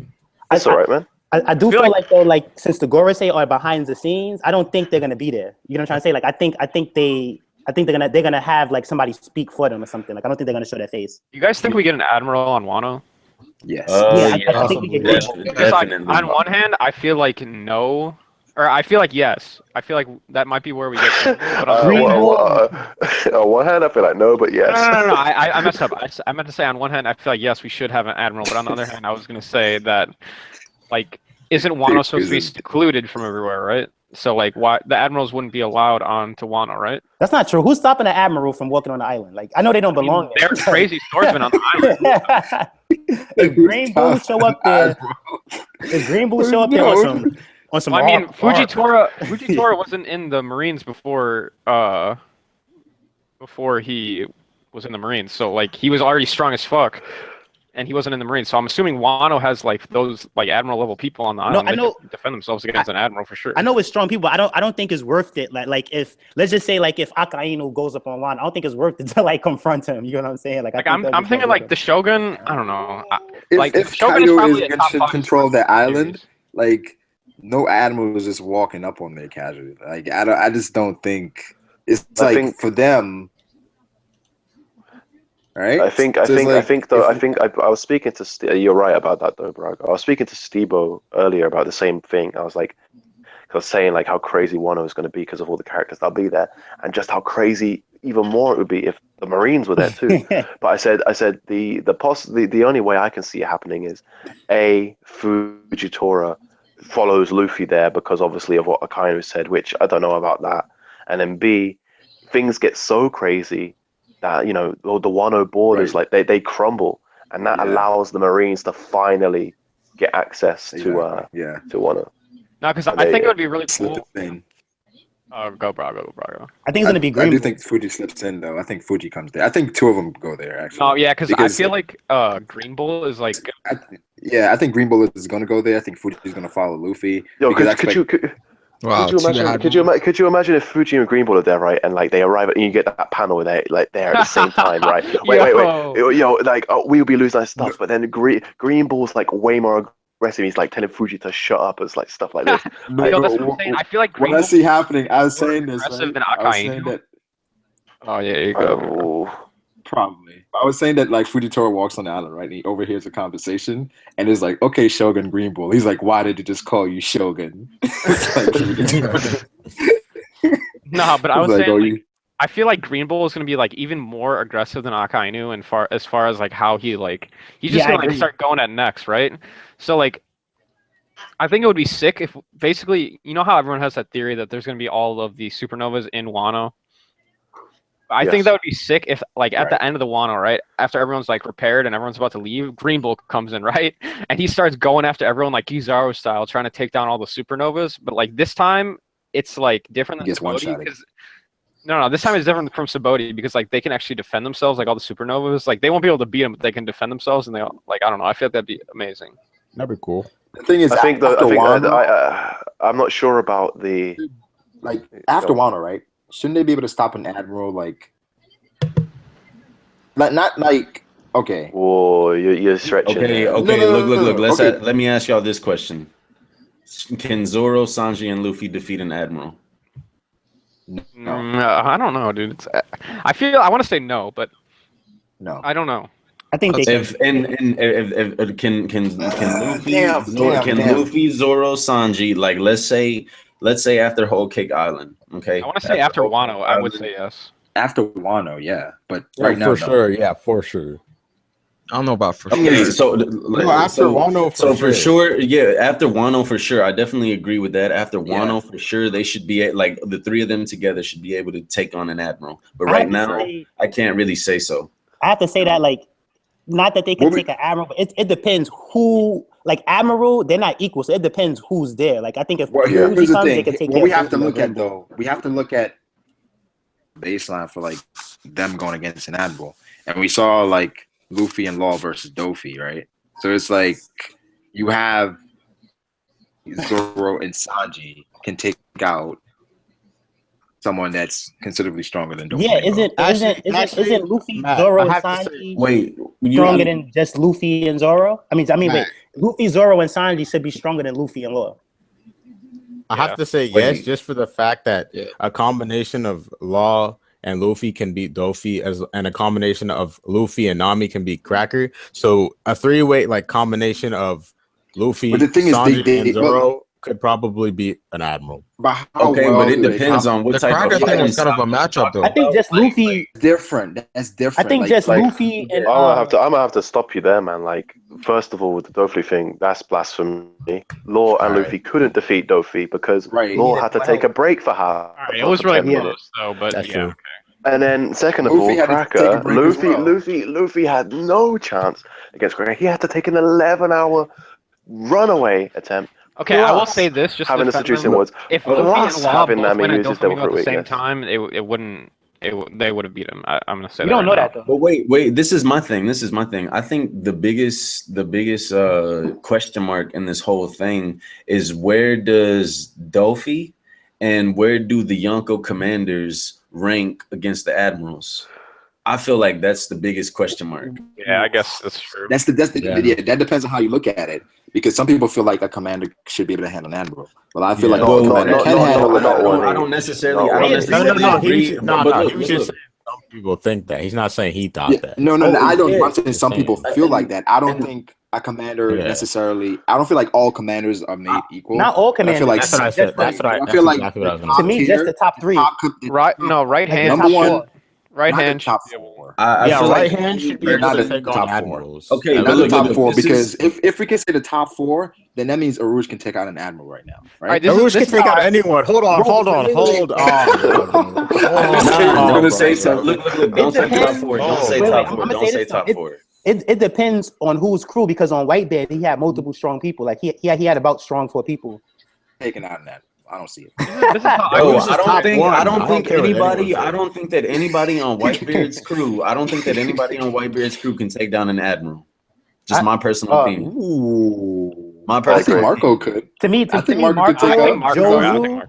Marco, Jozu, and Ace could. Those are tough matchups. I say Marco. Marco is the one that I get. Marco has the strongest chance. Wait. Do you guys think Ace could take out an admiral? I don't think Ace could take out an admiral. No. If anything, the closest he'd get is Aokiji, but that's because of Devil Fruit. Yeah, I think yeah. I think Ace could because like it's something he said. All right, Luffy's like, I'm gonna be strong just like my brother, and then Aokiji's like, how could you when you're gonna be dead right here? And then Ace goes, well, I guess he's like, they're very strong, Luffy, but I guess there's some things a big brother still got to do. So if he can't even be the admiral, what the fuck is he talking about? Like yo, it's still like it's like he was explaining that like yo, you can't be the admiral at your level, but I can at my level. And he stood up to Aokiji, so I feel like Ace could be the admiral. This is how I feel about it. I feel like once we get to like, okay, like Yonko is like, if you look at all the organizations in One Piece, like Yonko, Marines, Revolutionaries, like you have to think of them as like a body. Like I think the Marines are the strongest body in the series right now. Like a Yonko crew is not stronger than the Marines, as we saw with Whitebeard. Like the Yonko crew was not stronger than the Marines. Like they couldn't defeat the Marines in like one-on-one fights and stuff like that. But like a Pirate King, like okay, like if Luffy ever gets Pirate King level, right? All of his subordinates are going to be like on that level of the admirals, to where Luffy will probably match up against Akainu, Zoro will match up against, like, you know what I'm saying? Like Pirate King is like above Yonko level, to where like even his like crewmates are going to be way higher, not way higher, are going to be stronger than Yonko commanders. You know what I'm saying? We got to think about this too, though. Whitebeard didn't just go against the Marines by himself. It was also the Warlords. It was also the Warlords, but he also had plenty of crews with him as well. He pulled up with 42 ships. Mm-hmm. That's true, but Luffy at the end of the series, he's gonna have a lot more too. You gotta understand. Because I don't know though. It seemed like the people on those ships. It seemed like the people on those ships couldn't even be the pacifista though. So I think that was just like like people. You feel what I'm saying? Like not. Yeah, but force. See, by the end of the series, like Luffy's gonna have samurai. I'm sorry, yo. This is super random. This is super random, but I forgot about this part where Whitebeard said to Akainu, "Go put your skills to work on a birthday cake, magma." Yeah, man. I said that. I said that to you in another stream, and you guys were like, "What are you on about? That didn't happen." Yeah, like Akainu throws the magma at him, and he like blows it out like a birthday candle. What the But I want to bring up to Froob real quick because I agree with you that Whitebeard commanders lost to an admiral at some point, but you forget the part that that happened when they got distracted, like because Whitebeard got stabbed by Squardo. So I feel like they had to get distracted. If not, they would be a beast like Cracker and like the rest of the other commanders. The thing is though, Brago, like Whitebeard gave everybody in that war disrespect. Like he even gave Garb disrespect. He said that old man ain't worth your trouble. Nah, he said that's just an old man, an old relic or something like that. Yeah, like that. Akainu had a dope line too. Akainu said, "Do you not approve of gaudy funerals, Whitebeard?" Like it was like, bro, you about to die. If we're comparing like Big Mom's crew to like the Marines, like this is just my opinion. It has no basis really. It's just how I think the story should be. Like if it was like say Cracker versus Kizaru, Aokiji. I'll just do Aokiji. Like I think that Cracker like has like a 25 to like 30% chance of beating Aokiji, right? And then Smoothie. Who's out? Who's on now? He's not a Marine. Oh, you're a troll. Just anyways, no, I'm not trolling. Just remember that he's not a Marine anymore. Probably has like a 30 to 40% chance of beating, and then I think Katakuri is like on that Admiral level, like 50% chance. It'll be like a really close fight. So like you see like the progression there, like.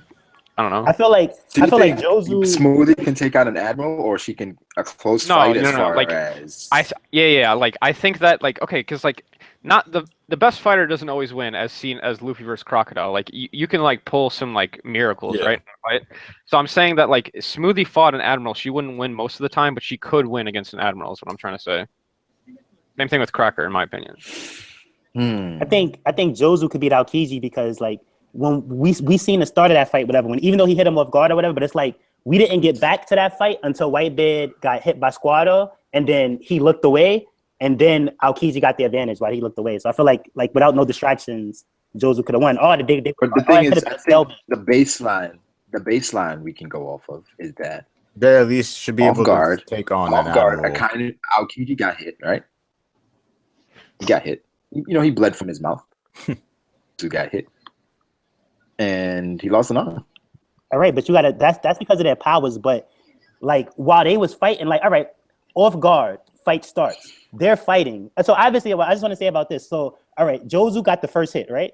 Off guard. they was fighting. So while they was fighting, no one had the advantage. They was just fighting. You're trying to say it wasn't until Whitebeard got distracted that Aokiji got that off guard hit. So it's like whether even like Aokiji might have the better off guard move, but I feel like when Jozu's focused and he's focusing on Aokiji on guard, Aokiji can't do nothing.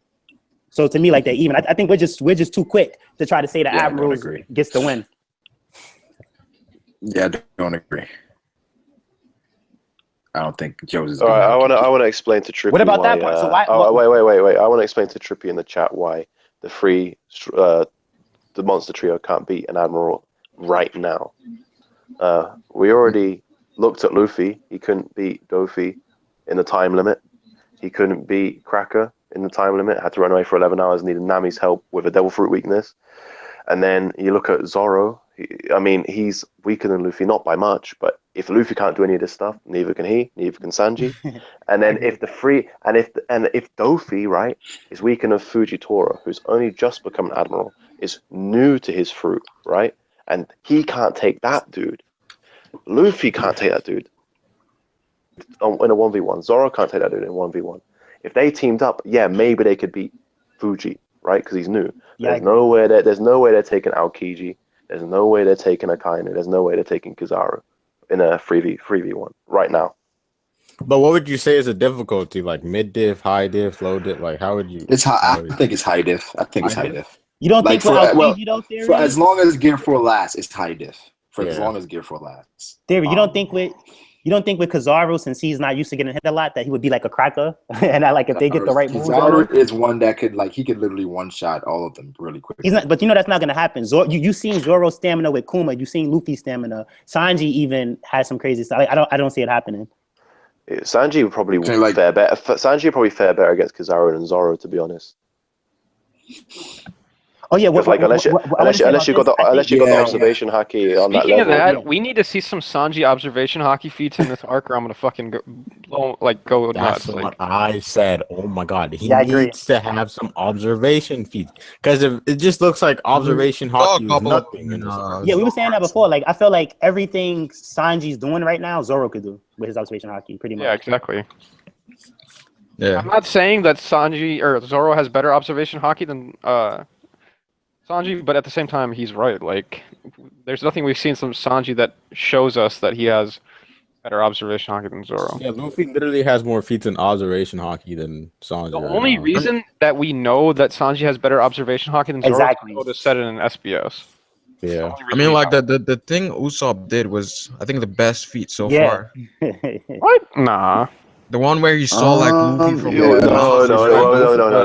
Pause. I think it's Fujitora. You're forgetting about Fuji. Oh yeah, you're forgetting about NL. No. You forget. Okay. He meant on even the Luffy, the bullet dodge. That's way more of a feat than what Usopp did. No, it's whenever he came back from the time skip. No, whenever Luffy came back from the time skip and he was like too slow through those. Yeah. That's like my favorite feat. But remember when Hody did his water missiles and Luffy was dodging those as well. Yeah, he was. Yeah, now this is what I'm talking about. That it looked so simple for him. Can't Luffy do that? Can't Zoro do that? And can't Sanji do that? They all could do that. That's right? what we're saying. They all should be able to. It looks like that's Sanji just doesn't have a base level observation. Yeah. Sanji might be able to do that's like everybody's shit. See, but the other thing, back on this Kizaru stuff, that seems like the technique that rarely used to keep up with Kizaru. So I just don't see like Kizaru coming and slaughtering them when they have observation haki. No, but it's not that simple. Like no. I know, but I doubt it's gonna be like we can't keep up, but we could see it. Like I doubt it's gonna be that. Come on, Rayleigh was old and rusty at the same time, and he was doing that. But he's Rayleigh. He's the right hand man of the Pirate King. Overestimating people. Sleep on him. I mean, but at the same time, at that point in the series, when Sanji fights Kizaru, he's gonna be like almost Rayleigh level. And the other thing that I want to say real fast is like I feel like just Luffy and Zoro could beat Fuji. Like I feel like when Luffy was fighting Fuji and Zoro was like tag me, and if he could have got tagged, then they would have fought him. I feel like they could have won. I'm not saying it would be easy, but I think they would have won. What about? I agree. I don't agree. I can't agree with that. I just like. Remember, Luffy didn't even go gear 4th in that fight with Fuji, so he still had gear 4. Zoro's there. You seen Zoro did good against his class with Fuji, so did Luffy. Assuming that's all versus Fuji going all out. He still did have gear 4th, dude, but like gear 4th isn't just some end all be all attack. Like the first person that gear 4th was used against, like he survived it. Ty, can I ask you this? Go ahead. Is Zoro or Luffy stronger than Sabo on Dressrosa? No. Nah. So how can someone that, like, if Fujitora, they didn't go in an all-out fight, but if Fuji versus Sabo went the way it did, how on earth do you expect Luffy and Zoro? You already know that to me, Fuji versus Sabo was a tie, right? And I feel that like even though Sabo is stronger than Luffy and Zoro, we got to see all three of these people fight Fuji, and to me, they all did good. So I'm pretty sure if Luffy and Zoro teamed up, they could beat Fuji. You know, they all did good. So Ty. Yeah. How is Sabo versus Fuji a tie when like Sabo didn't get any kind of hit on Fuji? To me, it was a tie because it's like, all right, that whole fight. It put it like this: if I would to just analyze it and be like, oh, this is the Admiral, oh cool, oh, this Admiral wins, and I would say the Admiral wins. But the way I'm reading it and I'm looking at it, whatever, to me, it seemed like it was a tie. Nobody was at the other person's mercy, and Sabo even said, like, yo, this ain't the strength of an Admiral. Like, yo, fight me for real. Like, what are you trying to do? Actually, he said just really quick. After you. He said that this isn't the strength of an Admiral. And as soon as he said that, then Fujitora turned up a little bit. And when we came back to the fight, Sabo, had scuffs on his face and was a little, you could tell that he was a little tired. Fuji was chilling. Like, I don't agree with that. Fuji was tired too, or whatever. And what I'll say about Sabo being a little bit more fatigued, the attacks he was doing, Sabo was doing some like just his attacks or whatever. It made him that worn out, but it's not listen. All right, well, stop right there. Straight afterwards, Fuji lifted up the island's worth of trash like it was nothing, and straight afterwards, he beat Burgess like it was nothing. I don't really see like to me it was even. Is what Sabo did to Burgess an island level attack? That would be overdoing it. He still one-shotted him. It's like Sabo still. It's not like Sabo. I don't care if he one-shotted. It's not like Sabo was like, that fight from Fuji really took it out of me. It's like to me they both was even like from when the class first started. You know how Fuji brings down the meteors, right? Sabo tries to dodge it, but the meteors doesn't have hockey and he's a Logia, so he goes, I'm still getting used to my power, so I tried to ward it off. I tried to shake it off, but that didn't even hurt him. Like they was dead even in that fight. Yeah, Sabo fought Burgess, sure, right? And it was easy. Okay, whatever. But he didn't pull off anywhere near the same amount of feats as Fuji after their fight. Fuji wait, I'm not finished. Before Fuji fought Sabo, he was messing around with Law as well. And do you know what I mean? Like Sabo was in the Coliseum as well. Fuji was fighting Burgess. Yeah, hey, dude, I feel like how Ty always says that like people are fanboying over the Admirals. I feel like he does the exact opposite, where he completely downplays them. Because I feel like I don't downplay. Okay, hold on, let me finish. When we've looked at every single fight, I've heard you talk about almost every single fight with the Admiral. Every single fight with an Admiral where it was even close, you always say the other person won.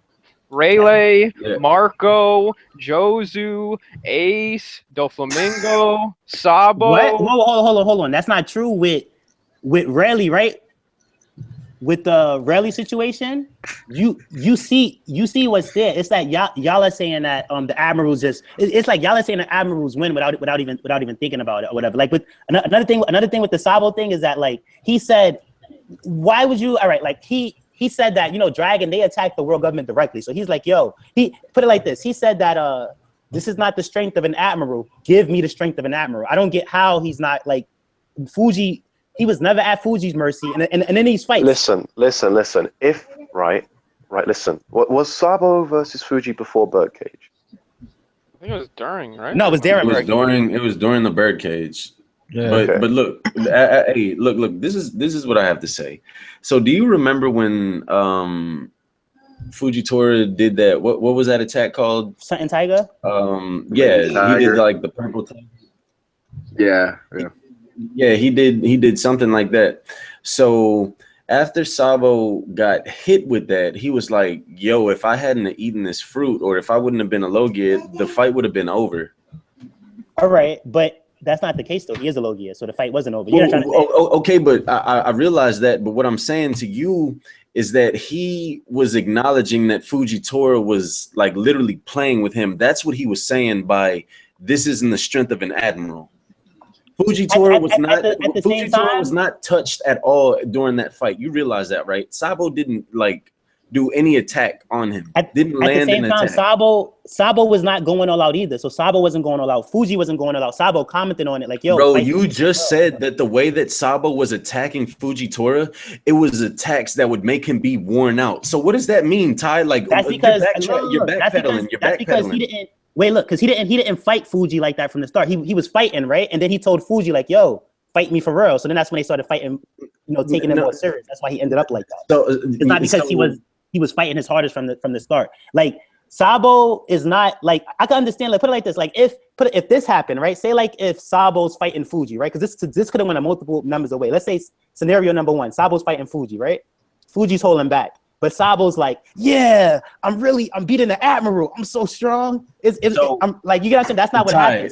Sabo noticed. Let me just ask this. Okay, look, so you're telling me that this guy who just got his devil fruit, got a new devil fruit. No, I'm talking about Sabo. I'm not talking about Fujitora. So did Fuji. Fuji just got his devil fruit too. Right. Yeah, Fuji, but Fuji has had it, longer than Sabo has. Sabo literally just ate it like this day. Hang on. Literally this day. And you're gonna tell me that he tied with an admiral in the Marines? No. Yeah. No, that was not a tie. That was a tie. All right, man. Well, I'm just gonna leave it there. We've seen more than once, right?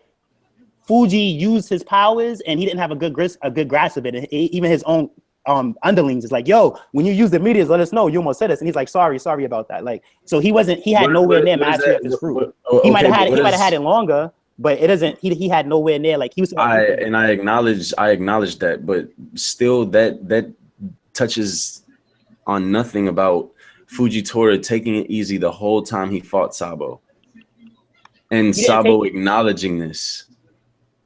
Sabo being look, Sabo was showing signs of fatigue, not signs of, oh, I'm gonna pass out, but Fujitora was not touched, unscathed. Sabo had very noticeable, scuffs on his face, and that was done for a reason.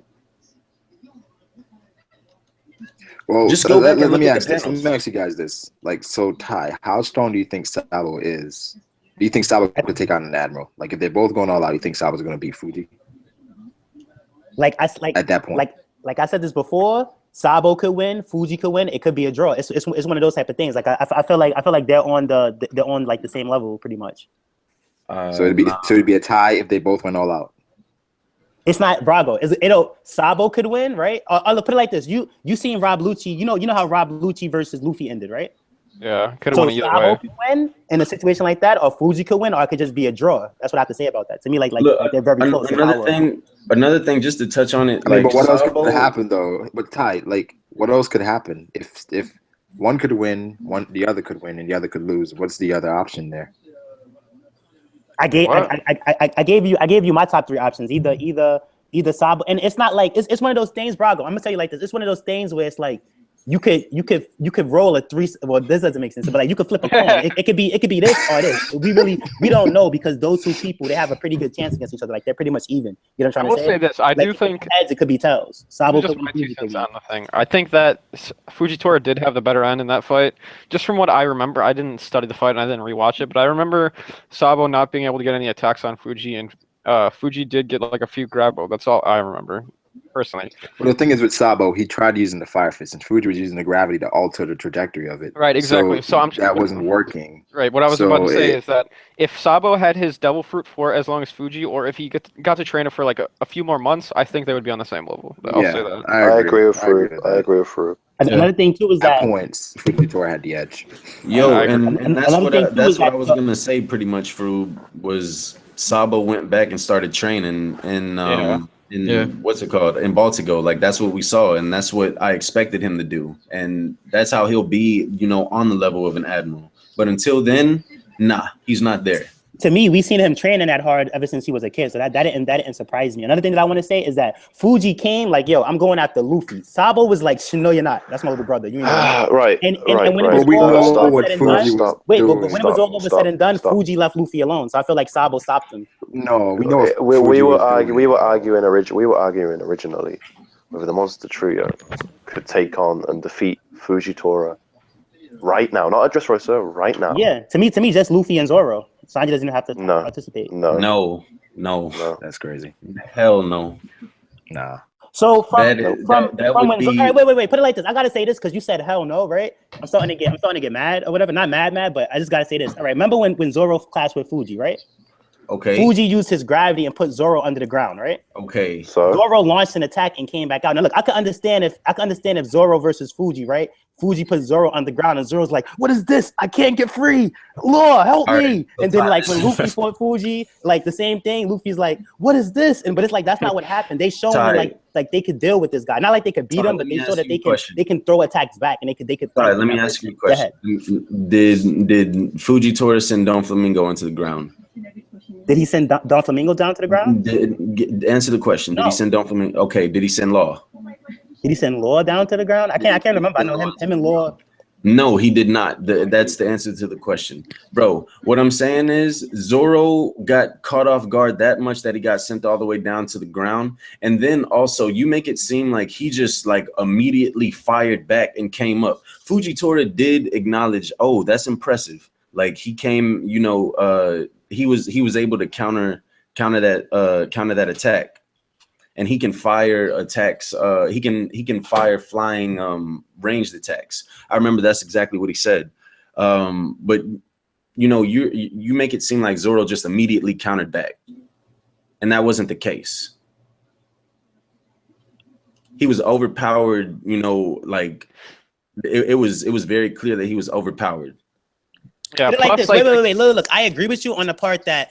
All right, so Zoro got sent to the ground while Lore and Dofi didn't. Obviously, those two people are stronger than Zoro, but the thing is, though, that like that didn't end the fight. Zoro still launched an attack back, still got up, and Fuji said, yo, y'all back away. This guy is dangerous. You get what I'm trying to say? So, like, while, yeah, they're stronger, but Zoro's still, like, I like put it like this, like, Zoro's strong enough to hold his own is what it showed us. They showed that Luffy's strong enough to hold his own. Even the conversation between Luffy and Fuji, Luffy's like, we're not going to run. Fuji's like, okay, you seem strong enough to say that. Like, yeah, they're strong enough to hold their own, but not strong enough to fucking beat an admiral. If I remember 2v1, though? If I remember correctly, they not being an admiral himself. 2v1 right now. Didn't Luffy say himself that he wasn't nearly ready to fight an admiral in the fight versus Fujitora? He said that. Yeah. He said, "I know that I'm not ready to fight you. I gotta." But he said, "I can't run forever." Yeah, that's not exactly what he said. But he did say that. We're not gonna run. He didn't say that. I don't remember. He said no. He said something. No. He said something similar. Wait. I'm gonna say this. He said something similar to that, but the exact wording is important because a little change of the word and changes the whole thing. He didn't say like, "I know I'm not ready, but I'm not gonna run." He said like they know how like something like he know how strong the admirals are, but it doesn't matter. He said he's not running from an admiral, a Yonko, a nobody. Yeah, that means. All right, let me ask the people in the chat. Do you guys think Zoro and Luffy can beat an admiral right now? Can Zoro and Luffy take on an admiral? You think Zoro and Luffy can beat Fuji 2v1? I think they can. Remember Zoro? I don't think so. No. Zoro. Another thing too. Wait. Hold on. Another thing too is that I just remembered if Fuji so-called threw Zoro into the ground and had him all helpless, right? People saying that's a joke question. Wait. I just want to say this. When Luffy fought Fuji, Zoro's like, tag me in. Zoro so wanted to get at Fuji again. Like if he had like if he had stuff he could do. Yeah, but like do you think Dofi's stronger than Fujitora? Do you think Dofi's stronger than Fujitora, Ty? No, I don't think Dofi's stronger than But hold on, to Fujitora. respond to what Ty said, Dofi that's attacked just like Fuji though. That's just like All some right, that's Goku all of that shit is to cool, where- but Zoro threw an attack. Zoro attacked Fuji. No, but Hold Dofi on. attacked Fujitora. Zoro attacked Fuji and sent him flying back. The force of his attack, it sent Fuji back. Like, So Fuji's Zoro's like, stronger oh. You said he sent them Wait, no, flying wait. back? No, stop it. Yes, he did. He barely budged the dude. He made a you- move though. Like, you know what I'm Bro, trying to he say? made him move. The thing is, though, in the manga, I don't think it's the same. Let's put it in perspective. Dofi kicked Fujitora. He didn't send him flying back. Dofi is stronger than Zoro, right? Yeah. It does So not, what does that Brago, even Brago, mean? Brago. It does not matter if 1v1 Dofi is stronger. At the end of the day, Zoro overcame Fuji's gravity just like Sabo did, just like Luffy did. Zoro launched an attack, a counter attack at that, and it hit Fuji. And Fuji's like, yo, this is dangerous. So now it's like you're trying to disregard Fuji saying this guy is dangerous because he's an admiral. So I don't agree with that. Wait. My thing. You just said Doflamingo was stronger. He attacked Fuji. He didn't blow him back. Yeah. Wait. From underground, Zoro did a counter attack and hit Fuji and made him budge some. So obviously, even though Dofi's stronger, Zoro was able to do what Dofi couldn't. If Law Law, is stronger than Dofi. Let Pharaoh speak, guys. No, I don't think Law is stronger than Hey, Dofi. Pharaoh, what are you saying? Pharaoh, what are you if saying? Law and Luffy couldn't beat Doflamingo, and Fujitora is above Doflamingo, how is Zoro and Law? Because matchup matter. It's not about like, all right, in that fight against Dofi, they couldn't beat Dofi. This guy was using his strings in a very hacks way. Okay, hold on. But with Just- Fuji, Ty, because Law matchup. and Luffy No. is- And another thing too. Wait, hold on. I do want to add this too. Since y'all saying that, did we get to see a Zoro versus Dofi? No, we didn't. So we don't know. Obviously, but with You think Zoro is stronger than Law? Wait. Guys, stop. You just said Law is stronger than I Zoro. think Zoro's stronger But than it Law. doesn't end there though. Like, put it like this: isn't wait, hold on. Don't you think that Sanji is stronger than Nami? But look how effective Nami was against Cracker. So you know, these matchup things matter. That's completely different. Zoro is a swordsman, and he was with Mihawk training. No, Ty, she was the direct counter But for Cracker's still, ability. Devil Is fruit different. for his ability. There's Yeah, no, guys, Zoro. There's no way guys. Zoro just directly count. No, I hold will on, say dude. this, Let me just I'm finish. not saying Zoro's a Let me direct counter. finish. Wait. Let me Theory. finish. What are you saying? Theory? Ty, in terms of like Zoro and Sanji, where do you hold them both, like compared to each other? Zoro's stronger than Sanji. Zoro has kind of separated himself. No, I meant at Dressrosa. At Dressrosa, I thought it was still pretty Not close. to me, Zoro's like he's stronger than Sanji. Like I probably like somewhere between, like, this is just a guess, but I think he's somewhere from like 20 to 25% stronger than Sanji. Okay, right. And Dofi one-shot Sanji, right? Yeah, With but he his went and did that to parasite Zoro. strings. You don't think just because he couldn't one-shot him, he wouldn't wreck Zoro? Yeah, and at the end of the day, he beat Zoro in a fight. I mean, I kind of want to help Ty's point to a certain extent, because when we were talking about how Luffy and Law couldn't beat Doflamingo in 1v2, I mean, it's not really that simple. Like, even though it was Luffy and Law versus Doflamingo, it was really like Law versus Doflamingo and then Luffy versus Doflamingo. I mean, they did have their little thing at the beginning, but like, if Luffy goes gear 4, Well, they had Law several goes all attacks out right together, away, though. and they both go together and they're attacking at the same time, I'm pretty sure they're beating To be Doflamingo. honest, I don't think. No, but Doflamingo think. made Luffy fight his clone, though. Doflamingo used his clone to pull Luffy away. So they attacked him initially to fight 2v1, but Dofi made the clone, pulled Luffy away. Right, and but then also they tried to...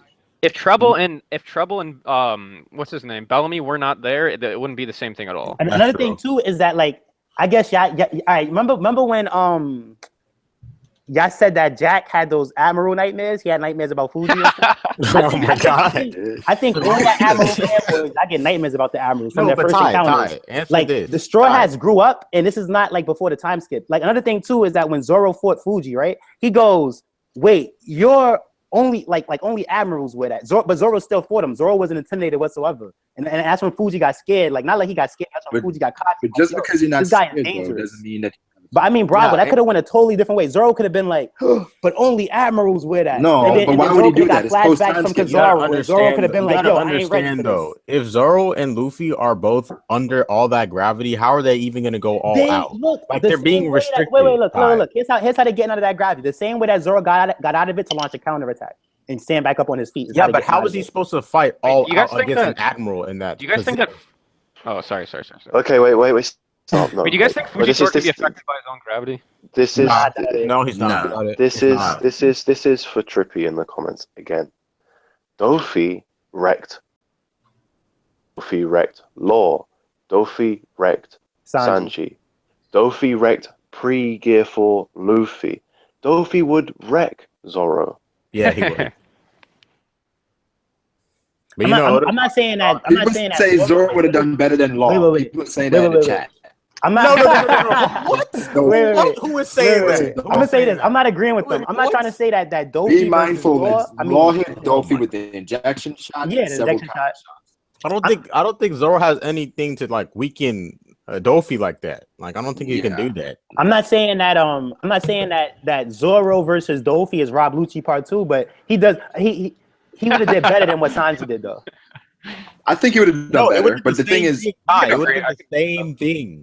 I think he would have done better. He wouldn't have done the same thing. No, but the thing is, it would have ended up the same way. With Dofi's ability, though, it's so easy to get caught off guard with Dofi's ability. Exactly. I feel like Law's was Luffy's best partner choice because the Gamma Knife, even though Dofi recovered, Law did some effective stuff. It's just that Dofi was so hacked, he was taking everything. Like Dofi couldn't even. Zoro couldn't even cut like the bird cage and stuff. Yeah, but come on, we know the bird cage had crazy plot armor. I feel like it's one of those things where that doesn't reflect his strength. That was just there to to be a part but of, Law's fruit can't even cut Dofi's strings. I doubt Zoro could cut them. Yeah, that's what I'm trying to say. Like, hold on, but I will say this though: Zoro specializes in armament hockey, so who knows? Like he probably but you know what though? Dofi just has better hockey, so he can't cut Dofi straight. Right, exactly. That's what I'm saying. So it's like I think it's the same thing where it's like it's so easy to get one shot by Dofi. It's easy to get one shotted by Dofi. Like if Sanji probably knew about his ability, he would do better, but it would still be tough because like. Should be able to do better than Zoro because he has observation hockey. He should be able to do better because he has observation hockey. But I'm still under the boat that I think Sanji is actually a complete scrub right now until he gets his power up that comes in Whole Cake Island. But that's just me. But the thing is, it's like he's not even a scrub. He's not a scrub. He just looks that way in comparison. That's just me. That's just me. My Sanji hate coming out, but I don't mean he's an actual scrub. But I do think he's I understand what you're saying, though. I will say this that though, way in comparison to Doflamingo. That's why Sanji, Zoro's fighting all the scrubs, Fuji aside, and Sanji's the real deal. Okay, put it this way. If Zoro was in Sanji's shoes like that, then it would make. Okay, hold on. All right, let me just put it this way. What has Sanji done to make you think that he is on Zoro's level post-time skip? Nothing. Literally nothing. Yeah, exactly. Nothing. The only feat that Sanji really had was fucking kicking that giant fish thing. Watatsumi, dude? That dude was a monster. Why are you sleeping on him? No, but like, you know what I'm saying? Zoro's one-shotting Watatsumi with Son. That's true. Lion Song. That's you're not even seeing it.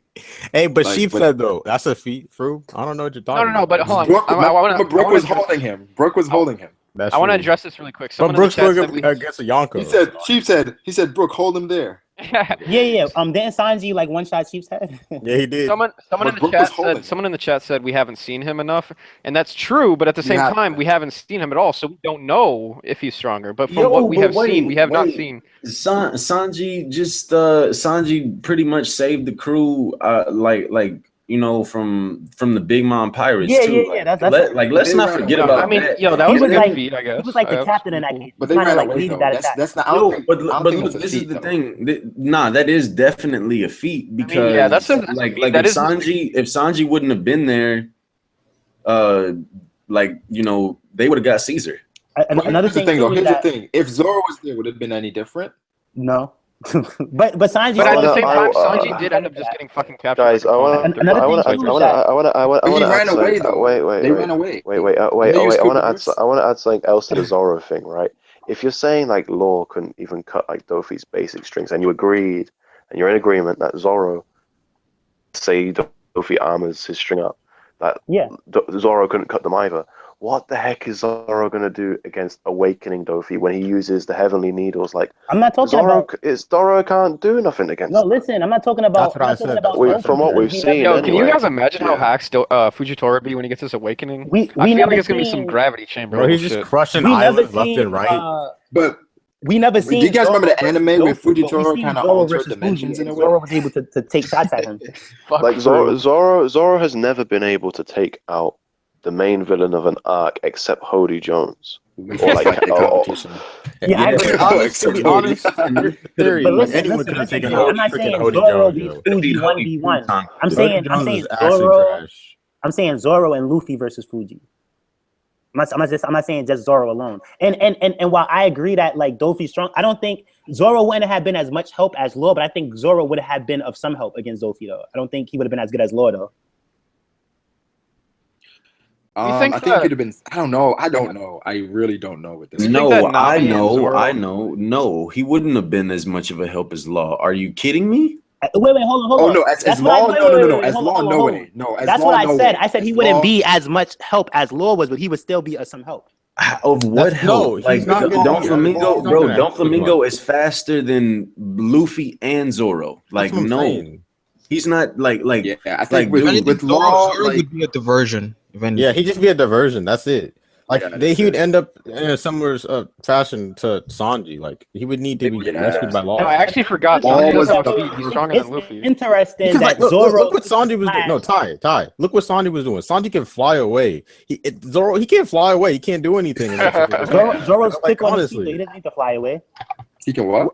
What I said, he's quick on his feet. What I want to say is that it's funny how Zoro. wait. It's funny how Zoro took a slash at Dofi, but then Fuji intercepted it, which is a stronger person, and Zoro did good. So I don't think he would be as hopeless against Dofi as you're saying. Of course, Law's a better hope. I feel like also like if you're gonna say that, like what are we even arguing? If you're gonna say that, like I'll give you another example. Like since Dofi can parasite like someone like Sanji, who we're saying is like roughly around Zoro. Zoro's obviously slightly stronger if he's going by like some feats compared to Sanji's feats post time skip. But wait. If Dofi can also parasite someone like Diamond, exactly right? Like what's stopping him from parasiting Zoro? He parasited. Listen. He parasited Luffy. He parasited Luffy for God's sake. All right, look. I never said Dofi could be. I never said Zoro beats Dofi anyway. So yeah, Zoro gets caught up in parasite, but I don't get what that has to do with Zoro and Luffy fighting Fuji when we both seen that solo fights for them, and they both did good. We were trying to kind of scale it in a way. We're trying to scale it for you to show you. Obviously, obviously, Fuji's stronger than Dofi, and they did good against Fuji. So I don't see how bringing Dofi in with his type of skills, and he has that one shot or whatever is even mattering. Who did good against Fuji? Both of them. To me, all of them did good. Sabo did good. Zoro did good. Luffy did good. You're telling me, right? That when Fujitora uses his weakest gravity. Yeah, that's what I was about to say. Listen, because Ty won't agree, but like I'll show you why it's like his weakest. Because when on Green Bit, he was fighting Law with Dofi. A strong gravity is something that can rip meteors out of the bloody sky, right? And then when he caught Law at the end, and we see Law at the end, he's been beaten up by Dofi and Fuji. Fuji has him on the floor with the kind of weak gravity, enough to kind of crush him, but not enough to kill him. And Law is able to move his fingers barely to switch out with a log or something and escape. He uses a similar fodder in the casino, wrecks them. He uses the same gravity on Zoro. Yeah. It's like his weakest one, man. Like I don't know why you're overhyping it that much. My take on that is that with the meteors, I'm pretty sure Luffy avoids the meteors and Zoro avoids the meteors. I doubt the meteors hits them, so it's like to me it just doesn't matter. You're saying he's avoiding meteors while fighting Fuji? Yeah, I don't like. I do not think the meteor's gonna be like. It's just gonna hit Zoro in the chest, like it just burns to the chest. Zoro's like, but did you see the devastation of one meteor? I feel like that's a destructive move with bad accuracy. Like that move is like worse than kind of like off. It was on point. Yo, that joint is worse than the fire blast. That joint is like a bad accuracy. Fuji brings down the meteors. Is he like just bringing them down on accident, or is he like finding the meteors with his observation hawk? I don't know. That's crazy because he just did the one swing. Well, he's using his gravity though, because listen. If Zoro cuts a meteor before Fuji even gets it from space, then I'll be like, yo, Zoro's on that level. And he can do that. Not the whole way. I just want to say this, not in space. But I mean, like why the meteor's full? I'm pretty sure Zoro could cut it in half. Oh yeah, totally. But it doesn't. I'm just gonna say this. It doesn't. Wait, no. I'm not finished. It doesn't negate the fact that if Fuji's bringing down, let's say, just one meteor in this example, because I'm sure he could bring down more. If he brings down one meteor, Zoro has to then focus on stopping that. Otherwise, he's going to get hit. So that means Fuji can deal with him. Like, I'm gonna say this right now. There have like been he's only focused two. on that. Yeah, but then also the point of the argument was not saying Zoro dodging the meteors. It's the impact of the strength of Fujitora's gravity. That's what the whole. No, but he's saying that meteors are a stronger version of his gravity. But those, exactly. But what if he uses wait, that type of gravity? Hold on. I want to say this. How many people have he even hit with those meteors? So it's like I don't really like the meteors. Not just the meteors, Ty. He's saying if the gravity is strong enough to bring meteors down. What if he uses it on someone? What if he used a meteor type gravity attack on you? He used that Raging Tiger attack on Luffy or whatever, and Luffy was okay after. So it's like I think y'all ODing with y'all overestimating him too much and y'all underestimating. Another thing listen up. Wait, stop. Listen up. If Fuji can lift up easily an entire island's worth with his devil of trash, with his devil fruit power, what's stopping him from picking you up and flipping you around like? All right. What's stopping him from doing that is that you're a living person. You're not just some object, or you're not just some trash. You know what I'm trying to say? So like you know how Zoro, all three of them did it. You fight it and then you get out of it or whatever. So like Sabo got out of it, Zoro got out of it, Luffy got out of it. It's not like he's just gonna hold you down and that's it. No, they're getting out of that. From what I've seen anyway. Bro, it's not even hold you down. Like he can make you like mad light. He can make you mad heavy. It doesn't matter. Yeah, and if he makes you mad light, that'll make you quicker. If he makes you mad heavy, it's not like those things will alter the fight, but it's not like those things is just like KOs you, or it's a done deal. The fight still continues. It's before he even had this fruit tie. Listen, it's before he even had. I know he's no scrub. Yeah, he's on that level to even become an admiral. The only two fights we've seen with the Admirals so far that showed the person fighting the Admiral would have a chance of beating them, in my opinion, is Rayleigh and Whitebeard. And this is why I disagree with you at. You're saying, and I know a lot of people agree with you on this, but you're saying he was already Admiral level, and now with the fruit, he's just like some Admiral plus level. To me, he was like one of the top tier Vice Admiral level people. Stronger than Virgo, whatever, like a top 10 Vice Admiral level person, and that fruit, along with the fruit, makes him Admiral level, and he's still getting better as the series progresses. Like, so why did they make him Admiral then? All right, because because the fruit, of course, the devil fruit makes you stronger. So I feel like with the devil fruit, he's Admiral level. But what you're forgetting though is that is true. Why don't they just give some Admiral level person wait. fruit? In terms of the feat. In terms of the feat, you're forgetting the story, right? He was inducted into the World Military Draft, and in that draft, they were like, "Yo, you're strong, and as a gift, we're also going to give you a fruit." Yeah. Well, to me, that's not how they did it. To me, it's like, okay, just like they gave the people in CP9 fruits. So I feel like to congratulate them on it. So I feel like, yo, look, like I feel like he was like a Anel, what's his guy's name? Like a Magellan, like a B+ dude or whatever at the high B+ end, and they gave him the fruit. So now why didn't they make him like? I don't. Ty, it doesn't make any sense. I feel like if Magellan didn't have a double fruit, right? Someone at Magellan level, it would have been the same thing. Like, yo, you're gonna give you this double fruit. You're now an admiral. I don't think he was already an admiral level person. But he was. That's what they said. They didn't say that. They said he won the draft. So it's like, okay, out of all of these non-admiral, you win the draft. I don't think he's admiral level before that. He got drafted. So put it like this. Look, Theory, what I'm trying to say is that if Virgo was a little bit more stronger, right? A little bit more stronger Virgo, right? It's like, yo, look, you win the World Military Draft. We're going to give you this gravity fruit, and now you're an admiral. I think it was like that. I don't think this dude was admiral level before he got the fruit. Yeah. We think if Zoro got the gravity fruit, he'd be admiral level. Zoro's nowhere near close to me. Virgo is stronger than Zoro. So Zoro's not a B+ character. Wait, Zoro's not a B+. The person that one-shot Virgo, Zoro's a little bit under law. He's not even close to Virgo. So listen, Zoro. To me, But you think that Zoro and Luffy could defeat Fujitora? Yeah, I do think that. No, wow. Whoa. It's done. I'm done. Yo. Just because hold on. Just because somebody is a B, right? And you're fighting against and you're teaming up. I put it like this. To me, Zoro is at a B. I have him at a B, B minus, somewhere in between it. I don't know what Zoro full capabilities are. So he's probably he's definitely a B, and maybe he's a B plus too. I haven't seen that because all his fights have been pretty much unworthy people, pretty much. So, but like if Zoro's like a B/B plus, and let's say like Luffy's like a A minus with his with his gear fourth or whatever, and Fuji's an A minus, and at the same time when Luffy goes into gear fourth, he's doing some like he's doing some A stuff. Like I agree. We all know that Virgo is probably okay. We all know that Virgo's haki is probably stronger than Pika's haki, right? But at the same time, they can both go full body haki, and Zoro and Law both one shot Pika and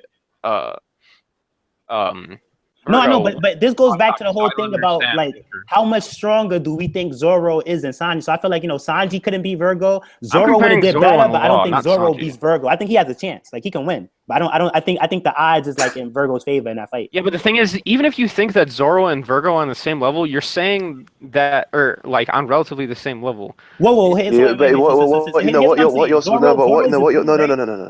you're saying is that Luffy and Virgo versus Fuji.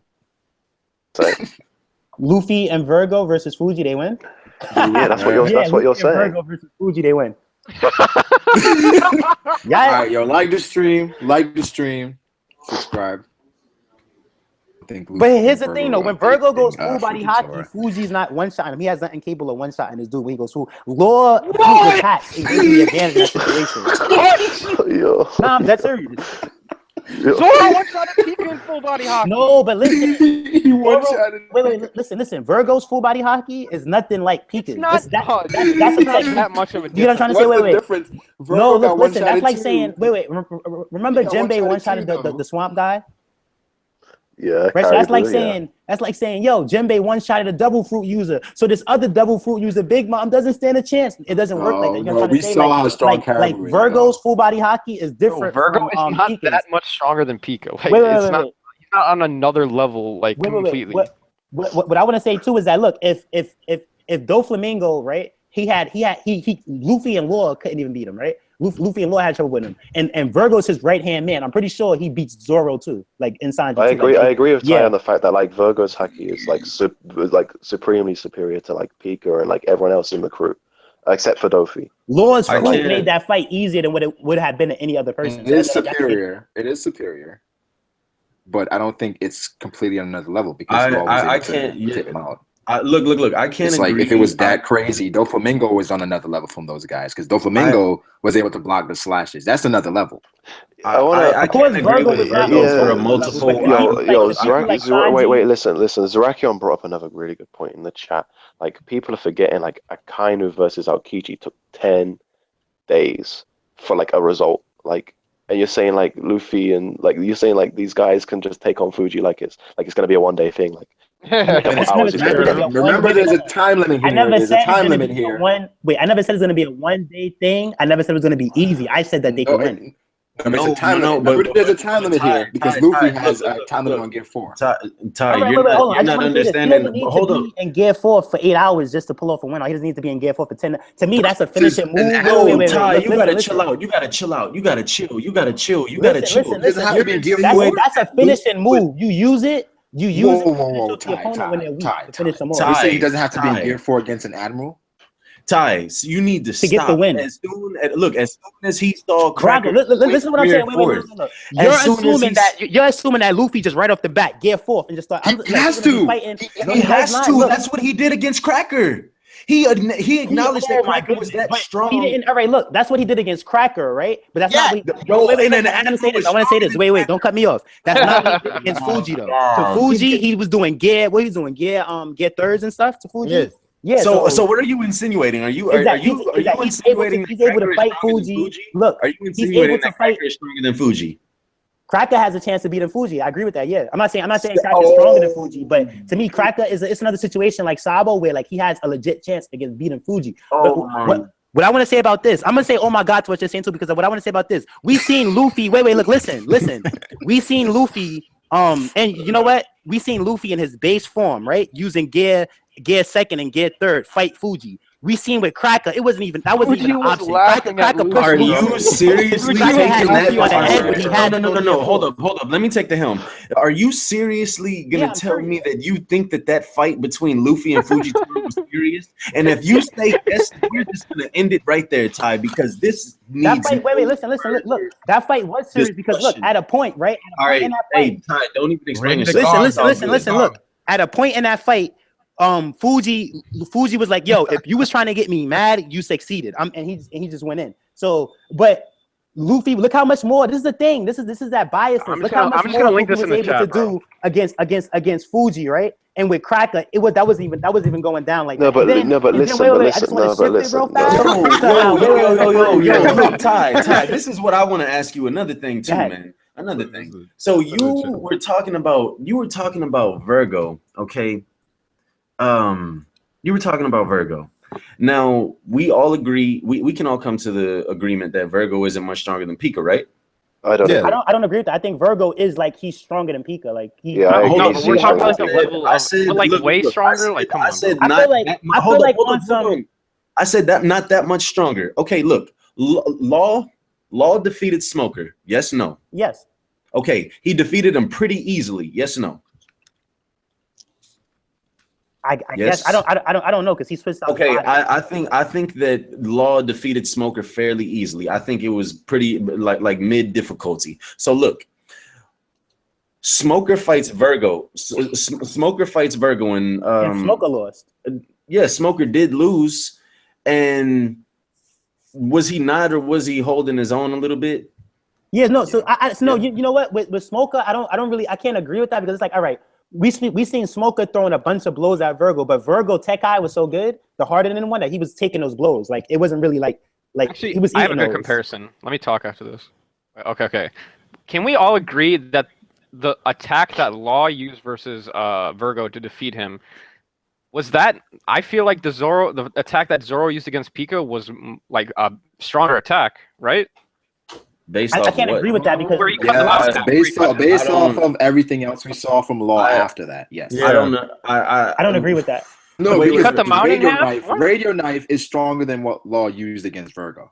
Right, that is, but what he said is the attack that Law used on Virgo stronger than the attack used that Zoro used.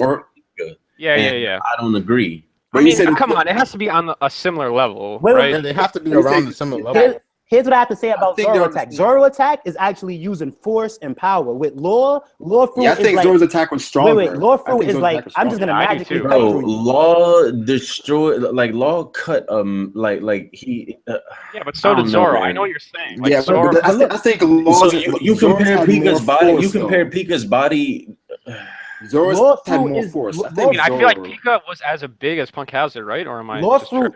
Nah, I don't think so. Cuts through you though, so that you can't really count that as somebody who has strength who's cutting stuff for real. I don't think that Pika. I don't think that Pika was as big as I don't think that Pika was as big as an island. Whenever he was, he could just turn into the ground. Yeah. I don't think that he was that big. I think that Law's attack was definitely stronger than Zoro's. I think to me, I don't know, man. I think you're probably on the same level, similar. Like if we're saying right here that one of Law's basic attacks is like way stronger than one of Zoro's, like not really, but the strongest attack that we've seen Zoro use, I don't know. Yes, because look, Law's powers is like, yo, it don't matter what, I'm gonna cut through you in a double fruit way. Zoro's actually doing it. So like Law's attacks is like a horn draw, like a Fisher. It's like a one-hit KO type of thing. It's like it's just gonna go through you. You know, like stats not included. To where Zoro is actually using his stats to do the damage. Yeah, I understand what Tyler's saying was like Law. If Law is slightly stronger, he's gonna one-shot you. Listen, bro, I don't care how much stronger Virgo is than Pika. If Zoro one-shots Pika, has at least an even chance against Virgo. Period. Wait, listen. Yeah. I said Zoro's capable of getting the win, but I said that like I feel like the odds are more in Virgo's favor to win. Like I think like Zoro has a high. Okay, Virgo has a higher percentage chance of Virgo is stronger than Zoro. It's barely, right? Not a little more than barely though. I don't think it's like okay, right. But at the same time, we were talking about how you said that if Virgo got a devil fruit, he would be Admiral level. If he got Fuji's devil fruit, so you would be basically saying that Zoro would be like literally just below Admiral level if he got the gravity fruit.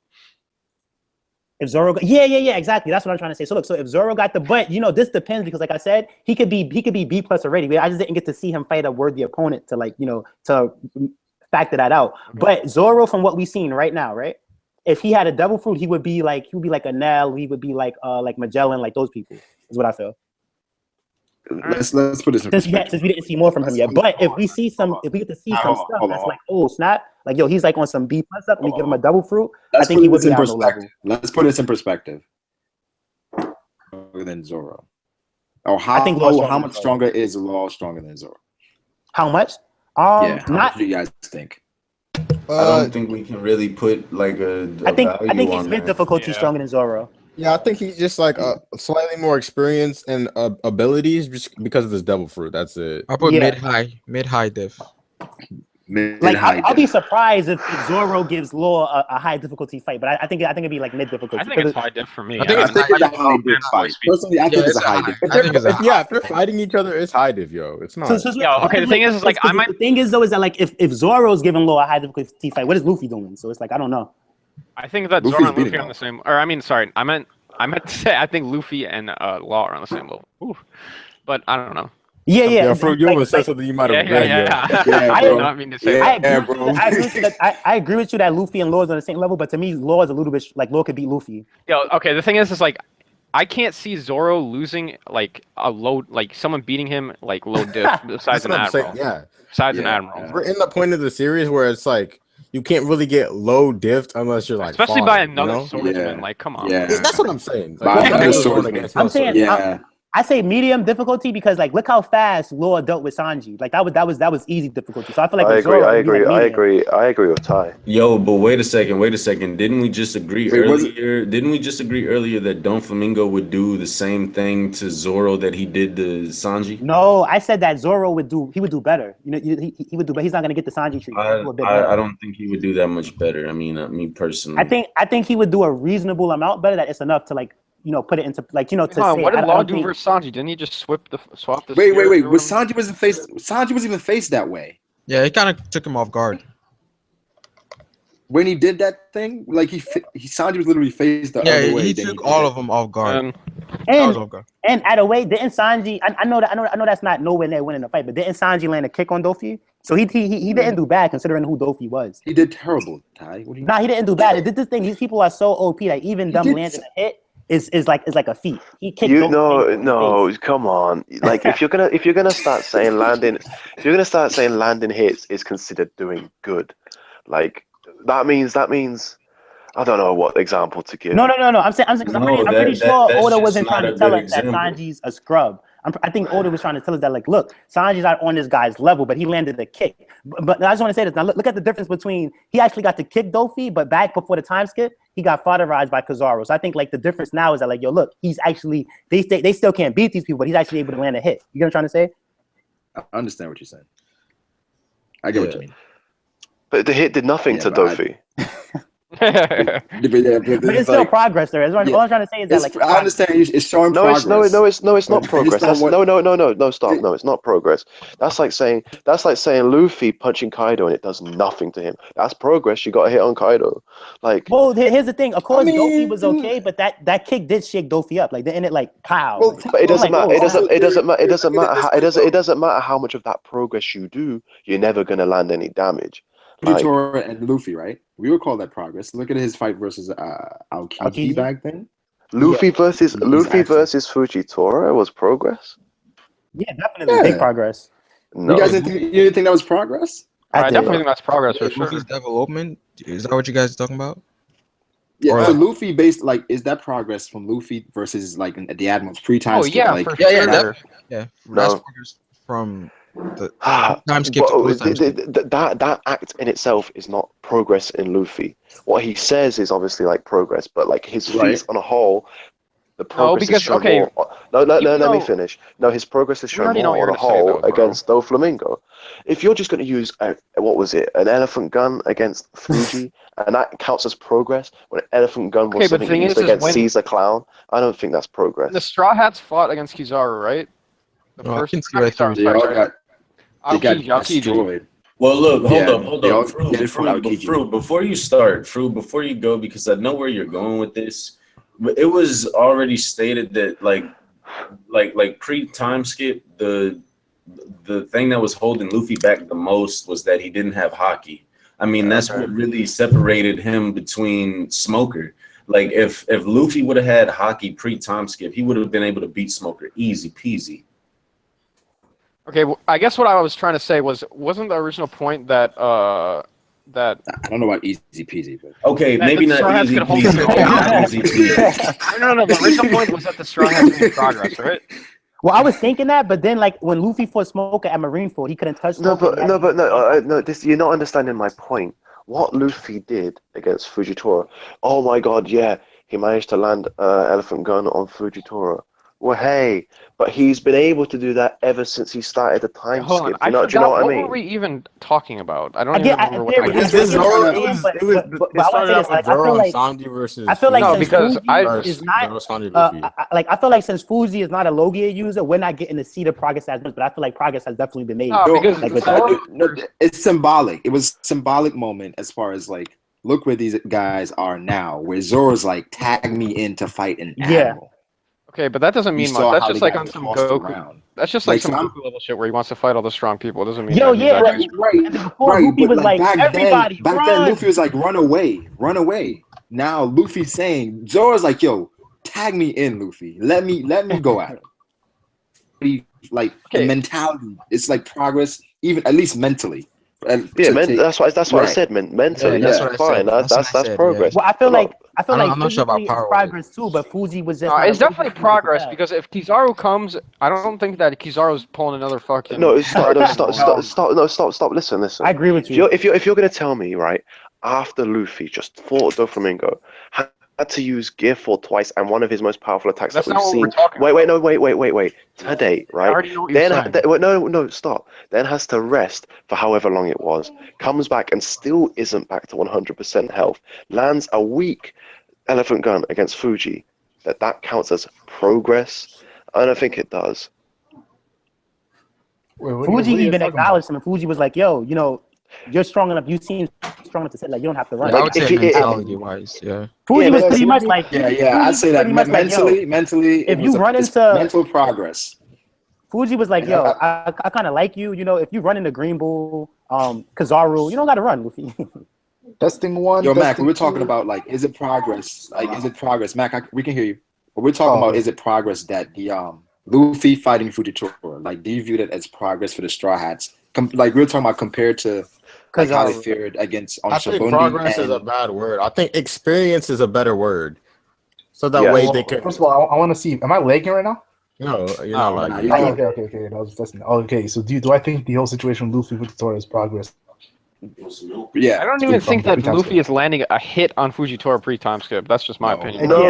Oh, you're not understanding my point, Froob. I'm saying Luffy has already showcased beyond whatever he did to Fuji against Doflamingo. So how does what he did to Fuji showcase progress? I feel like even him beating Caesar, who was a Logia, it shows the progress. Yeah, that definitely showed progress because he'd never done anything like that since the time skip. But he'd already shown water or anything. He'd already shown he'd done way more than whatever he did to Fuji.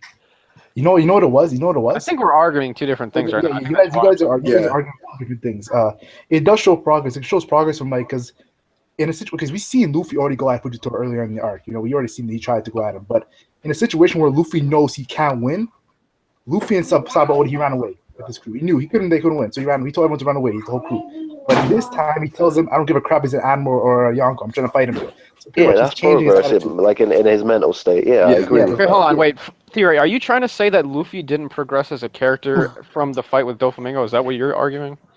That's not what I argued, is it? I don't know. I'm kind of confused what you're arguing at this point because you're telling me that Luffy landing a punch on Fujitora counts as progress from the pre-time skip, despite him showcasing feats in pre-time skip that surpassed that feat. Like what? You're talking about Gear 4 wrecking Doflamingo? That wasn't pre-time skip. No. Sorry. I meant post time skip. Well, I think what he's trying to say is that, of course, the Gear 4th is the bigger feat, but how he dealt with Fuji is still a feat in itself. No, Not I'm really, saying because that he didn't do anything to Fuji. Fuji raped him straight But after. put it like this: before he didn't get to touch Kizaru at all. He didn't get to touch Aokiji at all. Just that one time. But this is what I'm saying. Ever since he landed on Return to Sabodi Archipelago and the pacifist shot the laser beams at him and he like dodged them too slow, yada yada. He's been if Fujitora were there, he could have done the exact same thing. I think what you think that I'm not trying to say that Luffy fighting Fujitora was a better feat than Luffy beating. Yeah, it's not a progress of like his strength. Like we were arguing like the mentality the whole time. Like that, I feel like that's what we were arguing. I don't think that's what Froob was arguing at all. Froob, were you arguing that? Froob, what were you? No, I won't. Okay, I feel like that's what we're retarded because I think that theory is saying a completely different thing from what I was saying. So what were you saying, Froob? I was saying that. I'm just. Yeah. They're doing way better versus Admirals post-time skip than they were doing pre-time skip. That was all I was saying. They were. I mean, he did. That is not what you. It's like it's different. Theory. I see what you're saying versus those. Who wouldn't agree? Who is an admiral? Who it's different when it's an that, admiral. That's why I was confused. Why you were fucking arguing with me? but you haven't. If I go back in the stream, you haven't uttered that sentence once. You said something about what he did to Fuji showed he has progressed. Yeah. Since pre-time skip. Yeah. I was here this whole time. I'll be honest. I was here this whole time. I was listening this whole time. I was not talking to you. I know what happened, yo. Froob brought the whole mental situation, how Luffy progressed mentally. Then Theory brought the whole situation of physically he didn't progress. Then Froob argued Theory's situation with physical. Theory argued Froob's mental. So it was just like a clusterfuck when you guys arguing each other. Yo, Theory, I apologize. Yeah, well, I apologize for misunderstanding. I'm joking, bro. And then it was funny because in the midway point of the argument, you guys try to clarify each other. Wait, are you talking about the same thing I'm talking about? Yo, and then we just kept going. It was like, fuck, we don't care. Let's just keep going. I know what Froob's talking about. Yeah, we were talking about the mental, like just them facing an admiral. Like, yeah, they want to do it now. They want to do it now. Like, but that's still not good enough. I want to fight Kaido. It doesn't mean you're good enough to do it. Yep. The Jack syndrome, right? The Jack syndrome. Yeah. That's the Jack syndrome. Guys, can we talk about that? That anime scene changed my perspective of Fuji altogether. Like the dude woke up with nightmares. I don't agree with bro. Okay, everyone keeps overhyping that scene. I agree with maximum. This show is ridiculous. I feel like Jack. I feel like let's say like I was in World War III, right? So I'm in World War III, whatever, like that, and I'm not in war anymore, right? This man is high with these weird ass analogies, bro. It's like Better yet, look. We know you're the Pirate King, but what is it? What is it? Check this out. Look. No, because I think I misreading that situation. All right, look, me, Brago, and Scape, we robbed the bank, right? Kick down the door, we start shooting people, right? When the security guards start shooting back, so we gotta move back to the side and we try to run out the bank, right? So now we wasn't scared, but we just it's like that event was so turned up that when he had the dream about it, it woke him up like, oh snap, like, you know what I'm saying, like that. I don't think he was scared of Fuji in that sense. You know what I'm trying to say? It's like he just had a dream about it. How did those analogies tie in with that, Ty? No, because it's like, all right, when something extreme happens, right? You can wake up from it, but it doesn't mean that it's a nightmare. Yo, wait, hold on. We don't even have to go into all these analogies. Why are we letting anime filler dictate our opinions on like the actual story? Because there was an article saying that like Oda kind of told them to do that. No. I mean, but even then, like him waking up from the nightmare is like way overhyped than it actually is. Like that's like people are acting like fucking if Jack saw Fujitora again, like he'd be like, oh, I'm fucking scared, I'm running, bro, I'm running. No, that's not happening, bro. Jack he's not gonna be scared, but it's like it goes like, yo, No, but So that probably Fuji was the one. Like, are you guys saying that if Jack meets up against Fujitora again, he's gonna run away? Like, no, bro, he's gonna fight him again. You know what it was? You know what it was? It's no, You know what it's it was? probably the damage they did to him though. Like, Yo, You know what it was? Jack's Oda loves trolling like that. At the same time, He held his wound, bro. we didn't No, see. no, No, no, no, no, no, I know, but let we me say didn't get to see something. Fuji. We don't know what type of wounds Fuji or He's got Fuji phobia. Yeah, but let me say something. It's gravity. a combination of things though. It's like it's the pain he got from the whole situation of fighting these top tiers. It's a nightmare is worse than the actual thing that happened. You guys understand that? So it's probably something 10 times worse. He was dreaming about something 10 times worse that he already felt in that situation, and that's why you woke up like out of suddenly just waking up. Somebody said that Jack could actually get out to sea, but the nightmares are keeping him down there. He can't. Oh, come on, man! I feel like he just had a dream about what happened. He just had a dream about what happened, and when it got to that part, he woke up. I don't see that. The whole Jack versus Fuji was just such a bad matchup, bro. For Jack, especially with Jack versus Fuji. Like, that's probably one of the first times Jack has been defeated in a while. Like, so that's probably why. I mean, he took down 2 ships. You know, props to him. But the matchup with the gravity and the water, though. Yeah, so here's nothing too. Like, if it was but like you know how some people are saying like when it comes to Jack versus Fuji, like people are saying was it only Fuji, was it Suru or Sengoku? We've seen multiple times. They're kind of alluding that it was Sengoku, Suru, and Fuji. It was kind of that exactly too. Like oh my god, I completely. I don't think that. I'm glad you brought that up. Because why are Wanda's people like assuming that it's just Fujitora that he was having nightmares about? It's because Wanda mentions like this guy is crazy. Why would he go against former admiral? Guys, I got a revelation for all of you. See, that's why I think I was wait. I was speaking with you. I was speaking with Ty the other day, right? And I was on the wiki, and I don't really like the wiki because I don't really trust it. But when I was rereading Suru's page, Vice Admiral Suru, it says that she's the second in command of the entire Navy. Yes. What? Does it really say that? Yeah. So if that's true, Jack is such a beast. He went against Sengoku, Suru, and Fuji. That is a beast. But she's Sengoku's like right hand woman. Huh, what episode was this? Was this 771 or 770? Does anyone know? I think it's just Fuji, bro. And then another thing, see, this is why I think that like the top just three. Go on Ferrospace's channel. You'll see that. Because I want to watch this again just to see the scene. Because I feel like people are overhyping it. I just want to watch it. So but you guys don't sleep on that. Like second in command. Like she's chilling. She's back in the day, episode 0. She's chilling with Garpus and Goku like equals. You know. Yeah. And there's I think in like an anime filler, like she like Bartolomeo's terrified her or something. And then I think it says also her fruit, which I'm sure we all know does the washing, but she can wash away evil from you. Yeah, that's some spooky stuff right there. That's definitely awakening, bro. If she's second in command, it makes more sense why Dofi was running from her now. Yeah, Dofi was like, he was shook Suru back in the day, 10 years ago.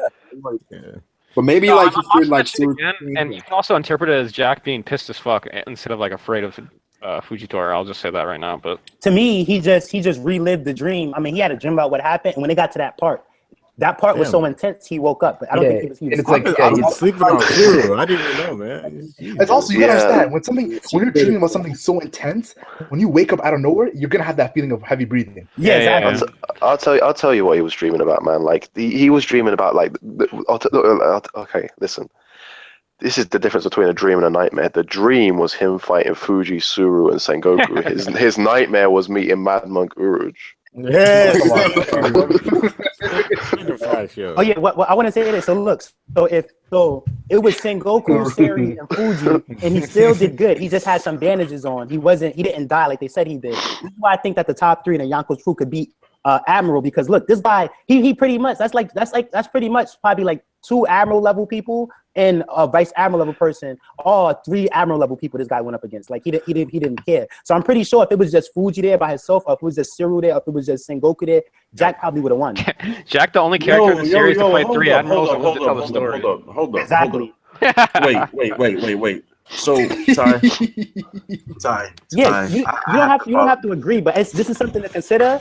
No, that helps. it's not anything to consider. Yes, it is something to consider because look. You don't know how fast Jack was taken down. You don't know how fast Jack was taken down. No, we kind of do. But he took down 2 ships, so obviously he didn't get taken down fast like a scrub or 2 ships, but not. Okay, well, look. We know that Fujitora. We know that Fujitora. We know that Sengoku. We know that Suru were all on the same ship. So he didn't take down the fucking ship that they were on. So what does that mean? He still took down. He still took out with fodder people. And wait, hold on. And that flashback with is fodder perfect. people. Wait. Listen. That flashback is perfect. Have commanders on them. That flashback is perfect because that flashback actually shows Jack's pulling up there. So so after Fuji pulled out his sword, Jack was still able to take down 2 ships when that was all said and done. So your boy is a beast either way. This was against multiple people. Also, you know that some of the cannons took down the ships. Probably 3 of the strongest Admiral level people. I just want to say this.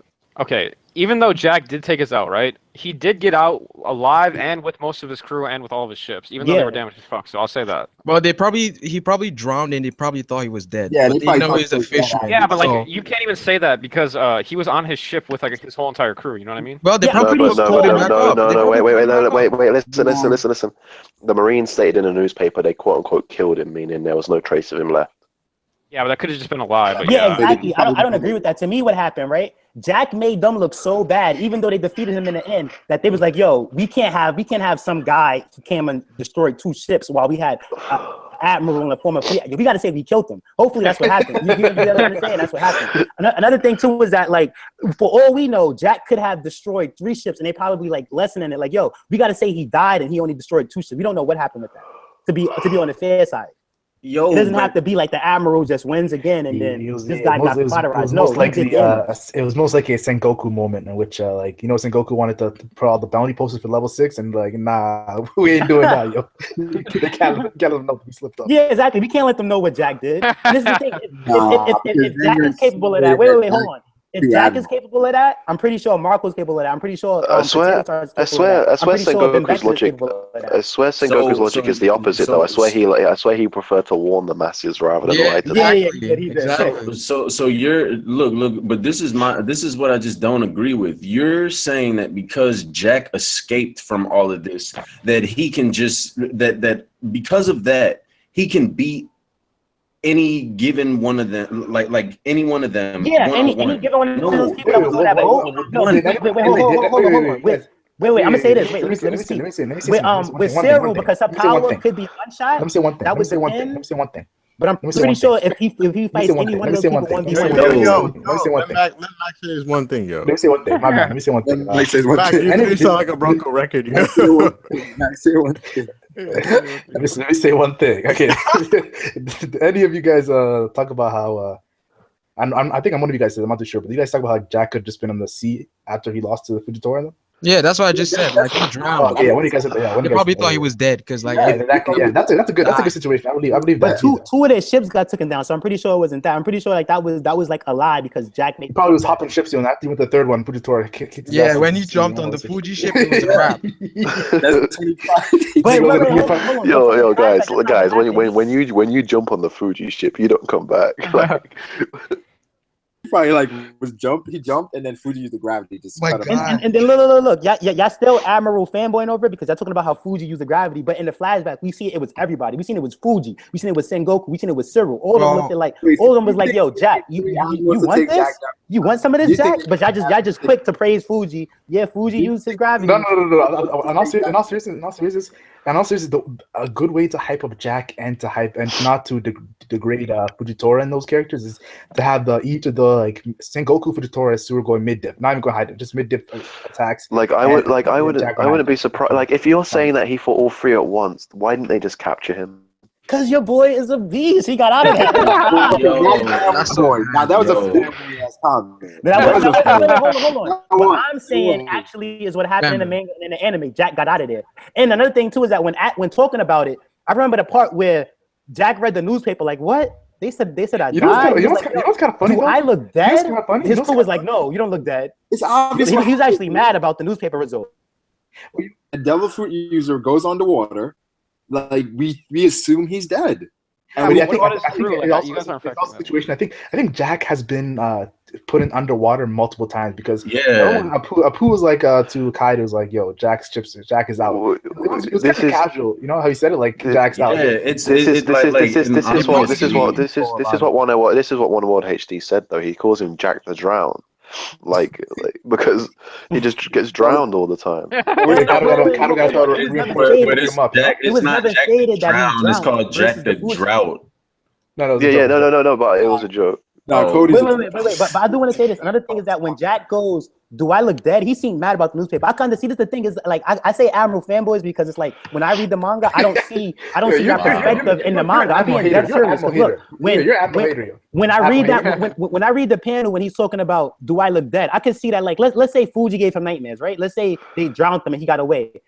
Jack could have been like, "Oh snap! They think I'm dead. I could use this to my advantage." He was actually like, "Yo, what?" Like they said, I died. This is pissing me off. Yo, do I look dead? Like yo, they want round two. Like Jack was said about that. Like yo, like they lying about my power level. But listen, but Ty, you always use like the way you think of all the characters is you use them to go by your logic, but the characters have their own personalities. I don't use it to go by my logic. I'm using it. But listen, Jack, no, stop. I give the Admirals the benefit of the doubt. I'm actually looking at it like, yo, what's the situation? Jack is unreasonable. Mac, do as you please, Lord Mac. Please. Let me expose you. There was a forbidden moment in which it was an after call, and me, Ty, and Pharaoh here. And did you not say that Vista is over Fujitora? I said Vista is on. Like I feel like Vista versus Fuji would have went like Vista versus. I feel like Vista could have took Sabo's place in that, and it would have been the same result pretty much. But no. In the call, you said you would take Vista over. No, Mac. I didn't say Vista beats Fuji. I said Vista. Like I feel like they're on the same level. I feel like they're like about the same level. Like, it could be, so like, Jack versus Jack. Vista could get the win. Jack versus Fuji could get the win. It could be a tie. 50-50. Yo. Yeah, something like 50-50. Yeah. All right, so we all now know Ty says Vista versus Fuji is like a 50-50 thing. Oh my god. I don't understand why people are saying that the Admirals are overrated in the comment section when the Admirals have been like said to be the Marines' like greatest fighting force. Like I don't see how you overrate that. Yo, plus the only people that we've ever seen bringing an Admiral close to defeat was fucking Whitebeard and Whitebeard. Like, are you fucking kidding me? like the arguably the strongest, like some of the strongest people that we've fucking seen in the series, and those are the only people that have been able to do something to it. Like, get the fuck out of here! Everybody talk like no. I just don't. Marco did stuff. Jozu did stuff. Other people did stuff too. Yeah, we've had this argument already, bro. It was like it was not like it wasn't. No. like no, Ty. You cannot compare what Marco and what Jozu had a longer fight, but these people still did damage to Admirals. Act like yo, wait, hold on. Marco did not damage. You can't compare. You act like Marco fought Kizaru, and Marco was like, oh, he's so godly. What am I gonna do now? They both blocked each other's attacks, bro. You can't get anything out of that. No, listen, I'm not even trying to say that Marco won right. I'm not even trying to say. I'm just talking about like these clashes. It's not like Jozu was like, Aokiji, he's just like the legends say, he's the ultimate Marine. For these people was not worried about these Admirals whatsoever. Neither was Jack. They were definitely worried about that. That's just ego, bro. That has nothing to do with actual power. Like Marineford was just a mess to like power to like base people's power level because like people were getting jumped, people were getting like backstabbed and all that. I'm saying this. People had to use Marineford to scale people's power level because we saw what Cracker could do. Like man. Dude, everybody agrees that Marineford is not an accurate scaling of powers. Yes, everybody agrees with that. I don't agree with that. Besides a few people, besides a few people. You couldn't say besides one person. It's okay. I don't know. Someone just said to me, you didn't get all of those chapters for no reason. Like stuff that happened. Ty, we had a 3-hour-long conversation. Stop. Brago's gonna say something. Someone just said this to you, Matt. Just because they're the strongest Marines doesn't mean Yonko's commanders aren't on their level. Okay, well, once again, I never said that commanders are not on the level of Admirals. I said that they can't beat them in one-on-one fights. I think that Marco. Look. Hold up. Let me clarify this. I think that the right hand mans of the captains of the captains of Yonko. So I think those people have probably the highest chance. But I'm not even gonna automatically say yes to them defeating the Admiral, because I think when it comes down to that, like it can go pretty much any way. But like I would still want to give the edge to Admirals, because the Admirals have to go, like the Admirals have to fight against the Yonko, and I don't necessarily think that Admirals can. They don't. The fleet Admiral. Tight. Listen, someone, I think it was Darkseid, said in the chat. You say like Kizaru, or Marco kicks Kizaru away, that can prove that Marco is stronger than Kizaru. But when Sanji sends Virgo flying, that Sanji is not. It was stronger every. Hold on. If like I'm cool with Darkseid and stuff like that, but besides the fact, if you're gonna take a situation with Sanji and Virgo, right, whatever, and then you're gonna take a situation with Marco and Kizaru, when both situations, while both people got kicked, they got kicked in different ways, and because compared, that's just stupid. Because like with Virgo, and I know you noticed with Virgo, even when Sanji was like, as I expected, you're like a ton of bricks, or even like when he was like, yo, you're one of those guys, Virgo was flexing on Sanji, and he was taking those hits because like he had the tech high, making his body hard. It wasn't really hurting him. But Kizaru has that too, by the way. Wait. With Kizaru, whether Kizaru had those skills or not, he was utilizing it against Marco, and Kizaru actually got kicked. No, listen, I said if he has it or not, he was not utilizing those skills against Marco. You know what I noticed about a lot of these top tier characters? Two different scenarios. A lot of these top tier characters, they have so much, like when it comes to DC, it's crazy. And that Marineford is a place where you couldn't really, like, there's moments where you could use some DC attack, like Akainu when they had all the Marines go back and he used his attack over there, or Jozu when he's throwing the iceberg, you know, like, but like a lot of them were chilling when it comes to DC attack. I get that Kizaru has tech eye, but Garp has King Conqueror. Do you really think that Kizaru took any? Do you think Kizaru took any damage when Marco kicked him? Theory. Look, he took. To me, he took the kick, so he took a little bit damage, not a lot, a little bit damage, right? But then he turned himself into light, and then he reduced the damage even more. Yo, Han, I'm gonna say something really quick. Me, Matt, and Ty had this argument for literally like 2 hours after stream, debating the fucking Marco versus Kizaru fight, and literally I.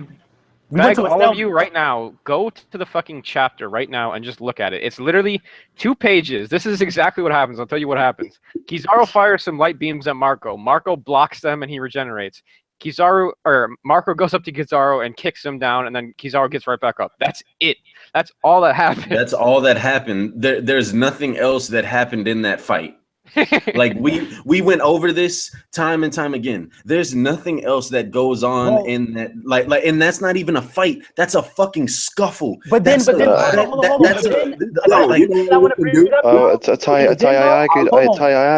argued this with you as well. Wait, Kizaru. No, wait. I was already talking. Kizaru, wait, hold on. Your boy Kizaru didn't have enough, right? Your boy Kizaru went in round 2 with Marco, right? And he had Omi Gumo put the cuffs on Marco. Like are you serious? So why didn't later? That was way later. If he could beat Marco, he was like, oh, you're Marco the Phoenix. That's not that easy, Marco. You could regenerate. And he had Omi Gumo restrict this guy's abilities, and then he took Marco out. Besides that, Marco was not. Wait. What about Aokiji overcame Whitebeard's hockey? We said when Aokiji overcame Whitebeard's hockey, Whitebeard stabbed him. No. He didn't overcome his hockey. No, it's just that while hockey is effective against low gear users, one hockey attack is not going to kill him. So what Brago? That's just what Brago is talking about. It's not. Look, this Aokiji didn't bypass his hockey or like suppress his hockey or anything like that. He did the same thing that Kizaru did whenever he was kicked by Marco, and the same thing that Akainu did whenever he was slashed by Vista and Marco. Yeah. They like the Admirals have so much control over their devil fruits that they can mold different parts of their body, around an attack. Around an attack because of their fluid bodies. And that's essentially what happened. Like, you can go back and you can look. Like that's definitely what happened. Also, as far as I'm concerned, the Kizaru Kizaru did not shape his body to avoid Marco's kick. He took that kick. The kick that Marco, let me say this. The kick that Marco gave Kizaru is the same level of fucking ability that Apu used against Kizaru. I'm just gonna say that. Anyways. What? Oh, yeah, that's it. Sabo, yeah. Yeah. But like, I want to say this about Kizaru versus Marco too. You're saying Marco landed the kick on Kizaru and it did damage to Kizaru. Sure, okay, whatever. But the attack that the attack that Kizaru did to Marco, even though Marco quote unquote defended against it, it ripped him to shreds, and because of his ability, he regened it. Kizaru did way more damage. Like if Marco were ace in that scene, I've said it to you before, he would have been ripped apart. It's crazy. I agree with you on that, but Marco just went in front of it because that's his abilities. Like all right, look, like I'm gonna take this like I'm some fodder person and I die, but really I'm Marco the Phoenix. I can regenerate. It's all good. So it's like Marco, he took it. I'm pretty sure that like if he had his guard up, he wouldn't have got lit up like that. Wait, hold on. This is kind of a weird question, but how would the thing? And One Piece, people take shots willingly. It doesn't because they could withstand. It doesn't always mean that when they take these shots, they've been outdone. Like Marco knew he could take that. So I didn't say he was outdone, but I said in an argument. No, I know. But you get what I'm trying to say. How like with the Virgo, with like Sanji hitting Virgo, with Smoker hitting Virgo, with Kizaru blasting Marco. Like these people Marco blasting Kizaru. But if you notice a trend in the Marineford arc, where like we'll see a moment where Jozu hits Aokiji. Yeah, okay, he hit Aokiji, and then there's one where Marco's kicking Kizaru. But you see, there's the opposite reaction to that. Then Aokiji takes out Jozu when he's distracted. Kizaru hits up Marco when he's distracted. So it's like the first moment is to hype up the Yonko commander, and the next moment is to showcase like Admiral beat him, but he didn't beat him by his own power right away. And so it gives you a mystery of how strong are the Yonko commanders, and are they like it's kind of like making you speculate. Wait. Period. That's the best. The very same scene that you're arguing with Aokiji being stabbed by Whitebeard. Marco comes over and does the exact same kick that he did to Kizaru to Aokiji. And it does literally nothing to him. And also, I want to talk about Aokiji versus Whitebeard. I don't think Aokiji, I think the Aokiji and Whitebeard and the Akainu Vista Marco situation might be a little bit different. Because with the Aokiji moment, it kind of highlights him actually using his Delphi ability to make a hole in his body, you know? Yeah.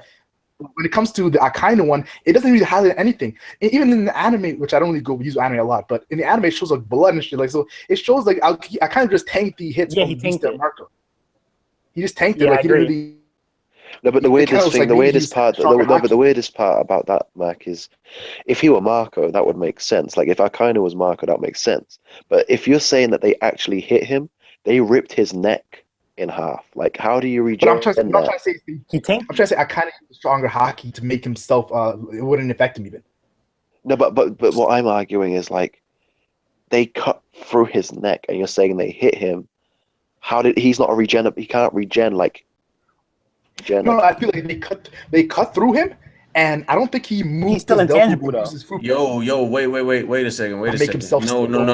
No. What he did? He molded his fruit around the like he molded his fluid body. Like I don't. No, because the thing is, it's a difference between Aokiji. Aokiji, you see a circle hole, and it's kind of clear point. With Akainu, it's two slashes in which it's really weird. It's like it's to mold your body in that situation. It's like I don't really understand. Like and then he kind of says hockey, and he turns around like it's like he knows that he's hockey. Like he's like, you guys are hockey. Like a reaction though. It's like a reaction where it's like once they feel it, it's like it molds. It kind of made me feel like I kind of knew they used hockey, but used a stronger hockey to make it. Wouldn't that be a combination of observation in your fruit, where it's like your fruit is reacting to the hockey. It's like once the hockey goes towards your body, it just immediately opens and goes around. It was like, okay, it's a hockey. That might be on some next level observation hockey shit. You're mixing observation with your devil fruit. Well, you guys think if a poo charges up for an hour, you can one shot Kaido? Dofi strings hit Smoker, and we seen Smoker bleeding. So I feel like with Akainu, he just tanked it because he's stronger than Smoker. No, remember Dofi had Smoker bleeding on his chest and everything. So like when he made contact with Smoker Smoker couldn't really take it. Yeah, and you know why I like to bring it. But this is the thing. You know why I like to think that Akainu tanked Vista and Marco's attack with hockey, a stronger hockey, is because in a situation where Doflamingo mentions the Virgo, and Smoker does too. Smoker mentions the Tashigi. Your haki is not strong enough for his ability. And then so Doflamingo says to Virgo, his haki is strong enough for your ability. And then in Dressrosa, Doflamingo actually uses armor haki to stop Law's ability. So it's kind of like showcasing like you need a stronger armor haki to stop a Dofla ability plus their armor haki. You know. Well, I want to say about like the Yonko commanders not being able to beat an Admiral 1v1. At Marineford, when Whitebeard tells his like top commanders, when he goes, protect Ace's little brother, don't let him die, he said, protect Ace's little brother, don't let him die. He didn't say, protect Ace's brother, don't let him die. Hey, look, if any Admirals come, you call me. I'll be right there. Yo, what does that mean? Like, but what does that mean, dude? Like he didn't say watch out for any of the Shishibukai either. No, but listen though, he's not gonna say that. It's a battlefield. Everybody that is on the opposing side is an enemy. Like, the way that every time an Admiral came at Whitebeard, one of his commanders took care of it pretty much. So it's like then he told them like, yo, don't let this happen. Like if they was capable of doing it. So it's like they're capable of dealing with the Admirals, but as fans, the majority of us sees it as like they're just not messing with the Admirals or whatever. But that's not true. That's what I'm trying to say. Like that. That's not in the story. That's so not like the Admirals. Like the level that y'all put the Admirals at is so not in the story. That's why I disagree with y'all on it a lot of times. I think it is, bro. Wait, hold on. Even with the Vista thing and the Mihawk thing, like Marco's like, yo, help. Paying attention. No, but still, Marco was like, yo, Vista, protect Luffy against Mihawk. Vista went, and Mihawk knew Vista and everything. Yo, my point still stands from before when I was talking about how you downplay the Admirals. Like you were even how talking am I about downplaying them? When did I ever? Yo, because even when we were talking about when I was talking about how you always say that like. You're not saying they're a scrub, but like you're always saying that they're losing these fights. Like you even the Jack fight. I said that. Whoa, hold on. I said that Whitebeard talked to his commanders like they was capable of beating him or whatever like that. And then another thing is that you know what, Jack? How does wait, hold on. One commander, even the right hand man can't be the Admiral 1v1, but your boy Jack is able to go up against 3 Admiral level people. And he got his ass whooped. He got destroyed. He took down 2 of their ships. How was that getting his butt whipped if he took out 2 of their ships? And then they lied and said he died when he didn't die. And he just bandaged up. Jack was able to leave.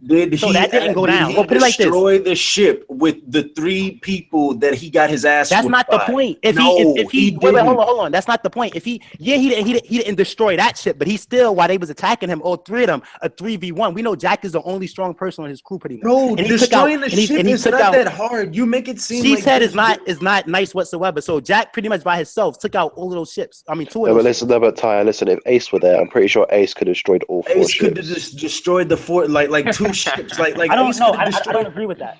Yeah. No, but he can. I want to say this. This isn't the he did it pre-time skip. No. This is a theory though. Like for real, realistically. Come on, theory. This isn't civilian ships. These are ships. These are ships that was brought to escort Dofi back. So it's a totally different thing. This isn't like the they're mammoth ships. You're right. Yeah. No, but I would say I don't think it's as simple as Ace being able to fucking fire fist ships. Like, didn't Fujitora like block the fire fist from Sabo? So couldn't he do the same thing from Ace? Yeah. That's what I'm saying. Like they're overdoing it right now. That's all I'm saying. But what were you gonna say, Matt? Ace. I want to say this. Aokiji versus Akainu. Ace has a lot more than regular fire fist though. Like let's not. With Sabo. I realized that Ace has more than his Dofla abilities because in the Blackbeard fight, Blackbeard says that he's a Logia, right? And then Ace is like, why he does an attack to him. He says, why are you not intangible? If Ace knew that Blackbeard was a Logia, Ace would have to know that he would have to use armor hacking through prize that Blackbeard was still able to hit him, you know? So it kind of showcases that Ace had more like armor hacking at least, you know? Yeah, I agree with that. Yeah, that's true. Yeah. But I want to bring up this. That's a really good. Yeah, like. Like Ace was just playing with him for the first attack. Like he didn't put hockey in it. It was just like playing around with him at first. But Blackbeard got hurt, so he's like, "Yo, why did that hurt you?"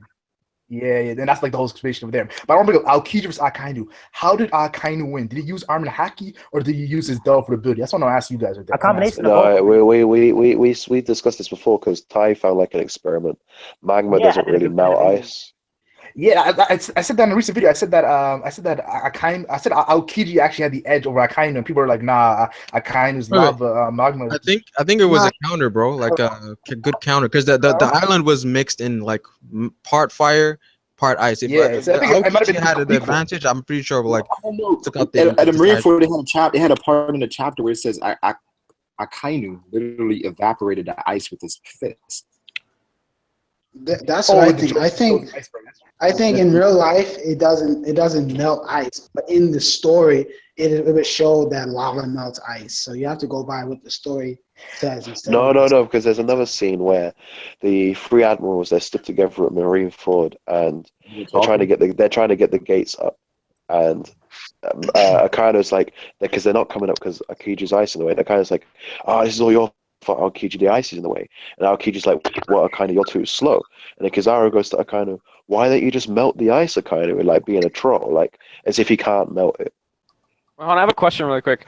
Where did we find out that Akainu and Aokiji fought from? Was it from Jimbei? It was Jimbei. Jimbei on Fishman Island during the bank. And Smoker as well on Punk Hazard. Yeah. So this is kind of like a dumb statement, but you think it's possible that maybe like that information kind of got like I don't know, like it's not valid information, you know what I mean? Of course it's not valid. That they fought for 10 days? No, the 10 days is legit, but like the result and why and who won or whatever is not valid. What? They only lasted for 10 minutes? We gotta lie and say this was 10 days. It's gonna be for example, I would not be surprised if the real outcome was Aokiji was like, you know what, Akainu, you can just take it. I've had enough. No, I think based on what we've seen at Marineford, that Akainu legitly won. Like I don't think it was no funny business there.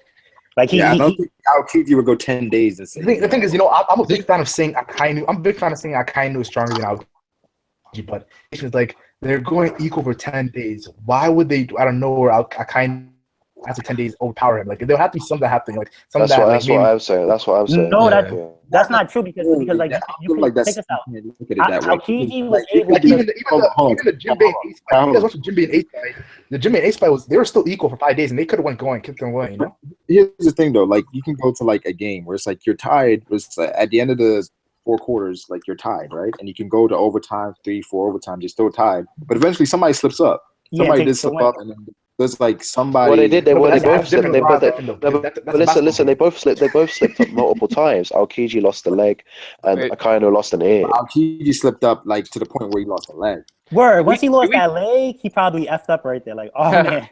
Yo, wait. Do we think that Blackbeard worse injuries than we think he does, though? Like, I feel like his left side of his stomach is like messed up. I'm sure he has scars. But I don't think we know that Punk Hazard. I think it might have to do with something happened in Punk Hazard where like there was something on the island that made Aokiji like he slipped up. What it has to do with the island though, the environment. So it wasn't kind of being a scumbag. It was more of him something up. Nerve damage or something. Like, do we think that Blackbeard is stronger right now in the story than pre-time skip Whitebeard at Marineford? I'm not sure. I think he's even. Maybe he either even or stronger. The only reason I bring this up is because listen. I can prove it. He beat Marco, man. Like, you know, he has to be. Wait, it doesn't mean anything though. At least yes, it does. Because he was strong enough to send Whitebeard flying. I mean, that means that he's stronger than Marco. That doesn't mean he's stronger than Whitebeard. Yeah. Yeah, but he was. Whitebeard. They said Jimbei said in Fishman Island. All right. Yeah, Debbie's right. Blackbeard hasn't even used the Guru Nomi ever since he got it. Right? Yeah, that's maybe there was an overwhelming defeat with just the Yami Nomi. But that's hacks by itself, though. Well, here's my thing, where it's like, how does Jimbei know that? Yeah, I don't know. Jimbei might be a fraud, bro. He might just be telling lies, bro. Wait. When was it stated that? No, we can't trust anything in the series if y'all doing that now. No, I'm just. Wait. When was it stated? What happened? Who said it? Who said? Jimbei. Just after he talks about Aokiji versus Akainu, or it might be just before. He says Blackbeard's been doing devil fruit hunting or whatever. He's been looking for fruits. You better be careful, Luffy. Yada yada. He's taking an interest in you. And then he says something. And then they ask about Blackbeard. And he says, yeah, he's confirmed his place as one of the Yonko, and he hasn't even used like the Guru Nomi. I can find you the panel if you want. I want you to find me the panel because that seems really weird. That he took over Whitebeard's territories without. Yeah, that's what I remember. Yes, but listen. How do you take over Whitebeard's territories without going through Marco? Well, I mean, you can just take over the territories and Marco comes later. Don't be stupid. Wait, the war happened Let's- 1 year ago, right? What Jimbei said. I think what Jimbei was talking about like 2 years ago. Let's not forget that Blackbeard was a part of Whitebeard's crew, and it was highlighted that Blackbeard knew all of Whitebeard's territory. So he could just go to different places, you know, where he knew that. You guys think that you guys think that the payback war. You guys think that the payback war happened like yesterday? It happened somewhere within the time skip. It says 1 year ago. It happened a year. It happened a year ago. It happened a year after the War of the Best. That's what they said. But no, I want to ask. I want to guys. Theory. What did Jimbei say about Blackbeard hasn't used the Gurgur no Mi since he got it? That's what Jimbei said at Fishman Island. Yes. Oh, sure. I gotta reread. Well, when they said overwhelming defeat, I think he used the Gurgur no Mi there, bro. That's what I'm saying. If it was overwhelming, he gotta have used that. Because if Blackbeard used it, disrespectful to DeMarco. The Darkness fruit is hacked by itself. He really doesn't need to use the Earthquake fruit. Against another thing too, not to try to play Marco, but against Marco, you know what I'm trying to say? It's not like he fought Shanks. It was just Marco. Yo, yeah, you're a good point. That's a good point. The Darkness fruit kind of. What? What do you mean it's against Marco? No, because Marco has okay. I don't know how to explain it. And Blackbeard said it doesn't matter. Logia, Paramecia, any double fruit is nerfed by his ability. So he probably took Marco's healing away too. So it probably wasn't that hard of a fight. You say, and this is the same dude that thinks Marco can beat an Admiral. Yeah, Marco can beat an Admiral. I don't think so. All Ty's saying is that you're sleeping on Blackbeard, but it's a difference between a Yonko level character, or even somebody who's gonna be Yonko, compared to somebody like Marco, who's just first division commander. You got to think about it like it's almost how when Rock Lee fought Gara was gonna be the Kage. That was already destined. So it's like Rock Lee stood no chance at the end of the day, even though he was still strong. So Blackbeard he was gonna be a Yonko. He's a Yonko now. He's one of the strongest Yonko. He has 2 double fruits. Marco had problems more than he could deal with. But yes, he could be the Arrow. No. It doesn't say Jimbei didn't. Jimbei says that Blackbeard using the tremor powers he stole all from Whitebeard's power. He was using his fruit. I read a bad translation. Or I'm on the visit translation, Joe. Link it right now. What did it say? Farrah, how come you said the same thing as me then? Like, I saw the same thing. I'm not sure where I got that from. I don't want to quote Donald Trump or fake news, man. What you guys doing?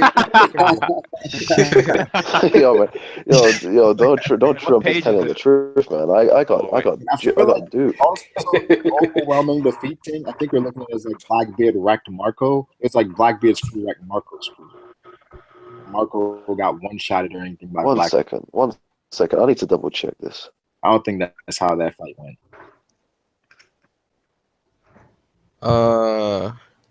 What is the translation? Is it in the chat?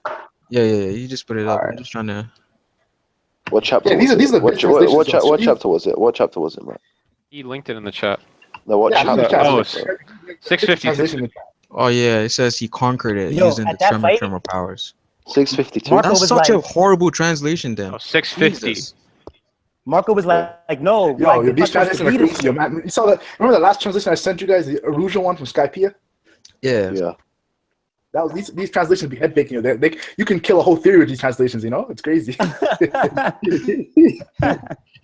Yo, Marco was like, Blackbeard isn't supposed to be this way. And Marco was looking to the right. He was looking to the left. Blackbeard was like, yo, what are you doing, Marco? Your crew is dying. What are you looking around for? Marco's like, no, it's supposed to be this way. Are you going to come, Shanks? Marco told Shanks was going to be like, yo, anybody want to fight, they got to fight us. Marco was like, Shanks? I'll join your crew, Shanks. Shanks never came. I want to say this though. Yo, Mac, I'm about to send you the translation I had. When Fury and Pharaoh brought up the whole Blackbeard not using the Gurgur to me, I was kind of shook because I never read that. I was like, yo, these guys are respected dudes. Yo. They read the manga and shit. I was like, yo, maybe I'm missing something. And I'm like, because how can Marco lose to only Yami no Mi? Yeah, exactly. It always when I read this bad translation, I was like, what? Yeah, that changes everything. But like I'd never seen any other translation that proved me otherwise until like now. So true. Yeah. Where's my nerf devil fruit uses? I could see him getting the win anyway. Like he could take Marco's healing powers away. Yeah, Marco can do other things. Like just assume like that's all he can do. wrong because he has a fruit. Oh yeah, I'm looking at. Yeah, you're right. On the manga But panda, it says he did it with. That's crazy. The manga panda is the worst. Like you saw, even after he took Ace stuff away, Ace could still do more. Even after Black. I just sent it to you, Matt. At the end, he still lost. So Oh yeah, I see it right Marco here. lost too. That Ace could do other stuff, but he still lost. So did Marco. I sent it to you, Ferro. I sent it to Ferro as well. Yeah, that's the one I saw, bro. But man, yo, Blackbeard was giving Ace a beating in that fight, yo. When it comes to Blackbeard's Ace, like the stream, people. Chapter comes out tomorrow. Well, okay, before the stream ends, apologies for feeding your misinformation. That's my bad. It happens sometimes. No, but in all seriousness, yo, we done the stream? Well, I thought we could continue for like another 5 hours.